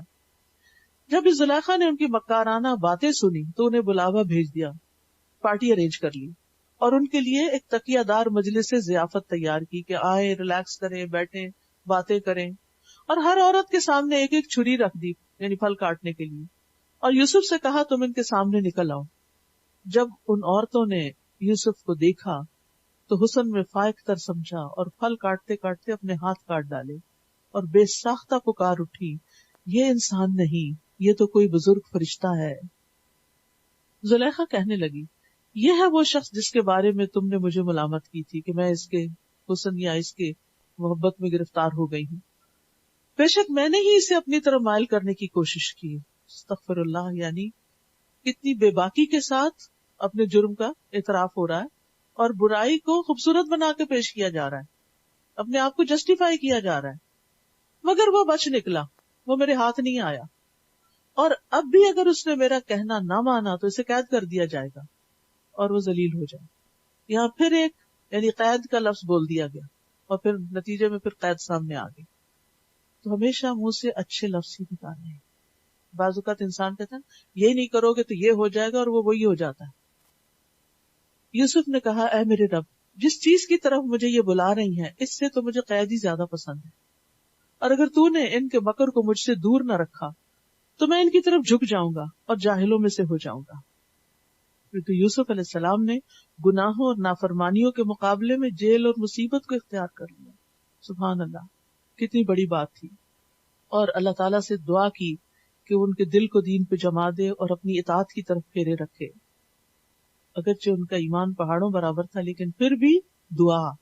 تو کبھی یہ نہ کہے نہیں میں بہت اسٹرانگ ہوں، مجھ پہ کوئی اثر نہیں ہوتا، مجھ پہ ماحول اثر نہیں کرتا۔ نہیں، اللہ کی توفیق سے ہی انسان گناہوں سے بچ سکتا ہے۔ چنانچہ اس کے رب نے یوسف کی دعا قبول کر لی اور عورتوں کے مکر کو یوسف سے دور رکھا، بے شک وہ سب کچھ سننے والا جاننے والا ہے۔ تو کئی دلائل مل جانے کے بعد بھی ان لوگوں نے یہی مناسب سمجھا کہ یوسف کچھ مدت کے لیے جیل میں ڈال دیا جائے، کیونکہ اب ایک نہیں ساری عورتیں اس کی محبت میں گرفتار ہو گئی، اب فتنہ اور زیادہ پھیل گیا۔ یوسف کے ساتھ 2 اور نوجوان بھی قید خانے میں داخل ہوئے۔ ان میں سے ایک نے کہا میں نے خواب دیکھا کہ میں شراب نچوڑ رہا ہوں، اور دوسرے نے کہا میں نے یہ خواب دیکھا ہے کہ میں نے سر پہ روٹیاں اٹھائی ہوئی ہیں جنہیں پرندے کھا رہے ہیں۔ دونوں کہنے لگے ہمیں اس کی تعبیر بتائیے، ہم دیکھتے ہیں آپ ایک نیک آدمی ہیں۔ سبحان اللہ، انا نراک من المحسنین۔ یوسف علیہ السلام نے کہا جو کھانا تمہیں یہاں ملا کرتا ہے اس کے آنے سے پہلے پہلے میں تمہیں ان خوابوں کی تعبیر بتا دوں گا۔ یہ ایسا علم ہے جو میرے رب نے مجھے سکھلایا ہے۔ علم کی نسبت اللہ کی طرف کی۔ ہم کیا کرتے ہیں، بڑی محنت کی تھی میں نے اس ڈگری کے لیے۔ میں نے ان لوگوں کا دین چھوڑ دیا ہے جو اللہ پر ایمان نہیں لاتے اور آخرت کے بھی منکر ہیں۔ یاد رکھیے واعظ اور نصیحت میں دوسرے کو بور نہیں کرنا چاہیے، مختصر ہونی چاہیے، محدود مدت کے لیے، اس کی ٹائم لمٹ ہونی چاہیے۔ 1 بجے ختم ہو جائے گی کلاس، تاکہ سب کو پتا ہو کہ اس دیر کے بعد جان چھوٹ جائے گی۔ ورنہ کیا ہوتا ہے، جو لوگ ٹائم کی پابندی نہیں کرتے، دیر سے شروع کرتے ہیں اور پھر لمبا لے جاتے ہیں، وہ دوسروں کو دین سے، علم سے، مجلسوں سے بھگا دیتے ہیں۔ پھر کہتے ہیں لوگ نہیں آتے، لوگ خراب ہیں، اپنی خرابی بھول جاتے ہیں اور دوسروں کو بلیم کرتے ہیں۔ ابن مسعود کہتے ہیں نبی صلی اللہ علیہ وسلم نے ہمیں نصیحت کرنے کے لیے کچھ دن مقرر کر دیے تھے، اس ڈر سے کہ ہم اکتا نہ جائیں۔ اور اسی طرح آپ نے فرمایا آدمی کا لمبی نماز اور مختصر خطبہ اس کی سمجھداری کی علامت ہے، بس نماز لمبی کرو اور خطبہ مختصر کیا کرو۔ واتبعت ملت آبائی ابراہیم و اسحاق و یعقوب۔ اب تبلیغ کرتے ہیں اور کتنے خوبصورت انداز میں توحید کی دعوت دیتے ہیں۔ تو لوگوں کے دین کی بجائے میں نے اپنے آباء و اجداد ابراہیم، اسحاق اور یعقوب کا دین اختیار کیا ہے۔ ہمارے لیے یہ مناسب نہیں کہ ہم کسی غیر اللہ کو اللہ کا شریک بنائیں۔ ہم پر اور تمام انسانوں پر یہ اللہ کا فضل ہے، یعنی ہم شرک نہیں کرتے، لیکن اکثر لوگ اس نعمت کا شکر ادا نہیں کرتے۔ اے میرے قید کے ساتھیوں، کتنے پیار سے خطاب کر رہے ہیں، ان کو اپنا ساتھی کہہ رہے ہیں، حالانکہ وہ مسلم نہیں تھے، وہ اجنبی لوگ تھے، لیکن ان کو اپنا کہا۔ تبلیغ کرنے کے لیے، نصیحت کرنے کے لیے دوسرے کا ٹرسٹ حاصل کرنا بہت ضروری ہوتا ہے۔ بچوں کو بھی پہلے پیار سے بات کریں، پھر ان کے عیب انہیں بتائیں۔ اے میرے قید کے ساتھیوں، ذرا سوچا کیا متفرق رب بہتر ہے یا ایک اللہ جو سب پر غالب ہے؟ سوال کرتے ہیں، یعنی بہت زیادہ حکم نہیں چلا رہے، سوال کرتے ہیں، سوچنے کا موقع دیتے ہیں۔ اللہ کے سوا جنہیں تم پوچھتے ہو وہ تو ایسے نام ہیں جو تم نے اور تمہارے آباء و اجداد نے رکھ لیے، ان کے لیے اللہ نے کوئی سند نازل نہیں کی۔ اللہ کے سوا یہاں کسی کی فرما روائی نہیں ہے، اس نے یہی حکم دیا کہ اس کے سوا کسی اور کی عبادت نہ کرو، یہی دین برحق ہے، لیکن اکثر لوگ یہ باتیں جانتے نہیں۔ تو فیصلہ ہر معاملے میں اللہ ہی کا ہوتا ہے۔ تو اللہ سبحانہ وتعالیٰ کی سپرمیسی اور عظمت اور بڑائی کا احساس ان کے دل میں پیدا کیا، اور بس اتنی سی بات کر کے چھوڑ دیا، پیچھے نہیں پڑے۔ پھر کہتے ہیں اے میری قید کے ساتھیوں، تم میں سے ایک تو اپنے مالک کو شراب پلائے گا، اب تعبیر بھی ساتھ ہی بتانے لگی، دوسرا تو اسے سولی پر چڑھا دیا جائے گا، اور پرندے اس کے سر کا گوشت نوچ نوچ کر کھائیں گے۔ جن باتوں کی حقیقت تم پوچھ رہے تھے ان کا فیصلہ ہو چکا، ان دونوں میں سے جس شخص کے بارے میں یوسف کو یقین تھا کہ وہ قید سے رہا ہونے والا ہے، اسے یوسف نے کہا اپنے مالک شاہ مصر سے میری بابت بھی ذکر کرنا، میری سفارش کر دینا کہ مجھے جیل سے نکلوا دے. لیکن مالک کے پاس یوسف کا ذکر کرنا اسے شیطان نے بلا دیا، جس سے کہا وہ بھول گیا. چنانچہ یوسف کئی سال قید میں پڑے رہے. بعض کہتے ہیں 9 سال، بعض کہتے ہیں 14 سال. لمبی آزمائش تھی. رسول اللہ صلی اللہ علیہ وسلم فرمایا مجھے اپنے بھائی یوسف کے صبر اور کشادہ دلی پہ بڑا تعجب ہے. اللہ ان کو معاف فرمائے. ان کے پاس ایک آدمی آیا تاکہ وہ باہر نکل سکے، لیکن وہ اس وقت تک نہ نکلے جب تک ان پر جو الزام تھا اس کی وضاحت نہ کر دی گئی. اگر میں ہوتا تو دروازے کی طرف لپک پڑتا، اور اگر اذکرنی عند ربک والی بات نہ ہوتی تو وہ جیل کے اندر نہ ٹھہرتے، جبکہ وہ غیر اللہ سے پریشانی کا ازالہ چاہ رہے تھے. بعض اوقات ہم غیر اللہ کی طرف متوجہ ہوتے ہیں کہ وہ ہمیں مشکل سے نکالے. پہلے اللہ، بعد میں کوئی اور. اسباب تو اختیار کرنے ہیں لیکن پہلی دعا اللہ سے. ایک دن بادشاہ نے اپنے درباریوں سے کہا میں نے خواب دیکھا ہے کہ 7 موٹی گائے ہیں جنہیں 7 دبلی گائے کھا رہی ہیں، اور اناج کی 7 بالیں ہری ہیں اور دوسری 7 سوکھی ہیں. اے اہل دربار، اگر تم خواب کی تعبیر بتلا سکتے ہو تو مجھے میرے خواب کی تعبیر بتاؤ. وہ کہنے لگے یہ تو پریشان سے خیالات ہیں اور ہم ایسی خوابوں کی تعبیر نہیں جانتے. ان دونوں قیدیوں میں سے جو رہا ہوا تھا اسے مدت کے بعد یوسف اور ان کا پیغام یاد آ گیا اور کہنے لگا میں تمہیں اس خواب کی تعبیر بتلاؤں گا، مجھے ذرا قید خانے میں یوسف کے پاس بھیجو. پھر وہاں جا کر اس نے یوسف سے کہا یوسف اے راست باز ساتھی، اے سچے ساتھی، ہمیں اس خواب کی تعبیر بتائیے کہ 7 موٹی گائے ہیں جنہیں 7 دبلی گائے کھا رہی ہیں، اور 7 ہری بالیں ہیں اور دوسری 7 سوکھی ہیں، تاکہ میں لوگوں کے پاس جاؤں اور انہیں بھی علم ہو جائے. اب یوسف علیہ السلام یہ نہیں کہا ذرا مجھے بتاؤ جو میں نے کام کہا تھا وہ کیا تھا کہ نہیں، وہ انہیں تعبیر بتاتے ہیں. یوسف نے کہا تم 7 سال لگاتار کھیتی باڑی کرو گی، جو کھیتی تم کاٹو اس میں سے کھانے کے لیے تھوڑا بہت اناج چھوڑ کر باقی کو بالیوں میں ہی رہنے دینا. پھر اس کے بعد 7 سال بہت سخت آئیں گے، اور جو اناج تم نے ان سالوں کے لیے پہلے سے جمع کیا ہوگا وہ سب کھا لیا جائے گا، سوائے تھوڑے سے اناج کے جو تم بیج کے لیے بچا لو گے. پھر اس کے بعد 1 سال ایسا آئے گا جس میں باران رحمت سے لوگوں کی فریاد رسی کی جائے گی، اور اس سال وہ رس نہ چھوڑیں گے، خوب بارشیں ہوں گی، تبھی پھلوں میں رس آتا ہے. بادشاہ نے جب یہ تعبیر سنی تو کہا کہ اس شخص کو میرے پاس لاؤ. مگر جب پیغام لے جانے والا یوسف کے پاس پہنچا تو انہوں نے کہا اپنے مالک شاہ مصر کے پاس واپس جاؤ اور اس سے پوچھو کہ ان عورتوں والا معاملہ کیسا ہے جنہوں نے اپنے ہاتھ کاٹ ڈالے تھے. میرا رب ان کی چالوں کو خوب جاننے والا ہے. سبحان اللہ. اتنے سال رہنے کے باوجود بھی کہا کہ پہلے میرے کردار پہ جو الزام ہے اس کی صفائی کرو. بادشاہ نے ان عورتوں کو بلا کر پوچھا وہ کیا معاملہ تھا جب تم نے یوسف کو اپنی طرف ورگلانا چاہا تھا؟ وہ بول اٹھی ہاشا للہ، ہم نے ان میں کوئی برائی نہیں دیکھی، ان میں کوئی برائی نہیں دیکھی، بے قصور جیل میں پڑے. اللہ اکبر. کئی دفعہ ایسا بھی ہوتا ہے آپ کی کوئی غلطی نہیں ہوتی لیکن آپ پر الزام لگا دیا جاتا ہے. گھروں میں ہوتا ہے ایسا، بیویوں پہ الزام لگا دیا جاتا ہے، جھوٹے الزام لگا دیے جاتے ہیں اور اس کی طویل سزا عورت کو بھگتنی پڑتی ہے، میکے بیچ دی جاتی ہے، سال ہر سال تک بن شوہر کے بیٹھی رہتی. پھر وقت آتا ہے کہ بری ذمہ ہوتی ہے اور دوبارہ سے خوشحال زندگی شروع ہوتی ہے. تو زندگی میں بعض اوقات انسان کے سامنے ایسی آزمائشیں آ جاتی ہیں جس کا وہ کبھی سوچ بھی نہیں سکتا اور اس میں اس کی غلطی بھی نہیں ہوتی. اور آزمائش ہوتی یہی ہے جس میں انسان کا قصور نہ ہو، کیونکہ دوسرے تو عذاب ہوتا ہے، پنشمنٹ ہوتی. اس وقت عزیز مصر کی بیوی بول اٹھی اب تو حق ظاہر ہو ہی چکا ہے، میں نے ہی ورغلایا تھا اور وہ بالکل سچا ہے. کتنے عرصے کے بعد الزام صاف ہوا، الزام دھلا. ذالک لیعلم انی لم اخنہ بالغیب وان اللہ لا یہدی کید الخائنین. اس وقت یوسف علیہ السلام نے کہا اس سے میری غرض یہ تھی کہ عزیز کو معلوم ہو جائے کہ میں نے در پردہ اس کی خیانت نہیں کی. پیغمبروں کے لیے بات بڑی اہم ہوتی ہے کہ وہ خیانت نہیں کرتے، کیونکہ انہیں لوگوں کے سامنے اللہ کی دین کی بات کرنی ہوتی ہے. تو نبی صلی اللہ علیہ وسلم بھی صادق اور امین تھے، خیانت کار نہیں تھے. وَأَنَّ اللَّهَ لَا يَهْدِي كَيْدَ الْخَائِنِينَ، اور اللہ تعالیٰ خائنوں کی چال کو کامیابی کی راہ نہیں دکھاتا، یعنی خیانت کا انجام اچھا نہیں ہوتا. وَآخِرُ دَعْوَانَا أَنِ الْحَمْدُ لِلَّهِ رَبِّ الْعَالَمِينَ.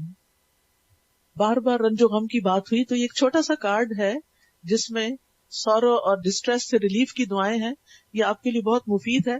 پھر اسی طرح طب نبوی کتاب ہے جس میں نبی صلی اللہ علیہ وسلم سے یا سنت سے جو طب کے نسخے معلوم ہوتے ہیں، بڑے کام کی کتاب ہے.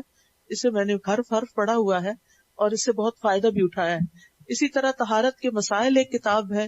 عبادت کرنے کے لیے لازم ہوتا ہے کہ انسان کو طریقہ بھی معلوم ہو، تو کیا پاکی ناپاکی کے مسائل ہیں، ہماری بچیوں کو بھی بعض اوقات پتہ نہیں ہوتا، تو یہ جاننا ضروری ہے.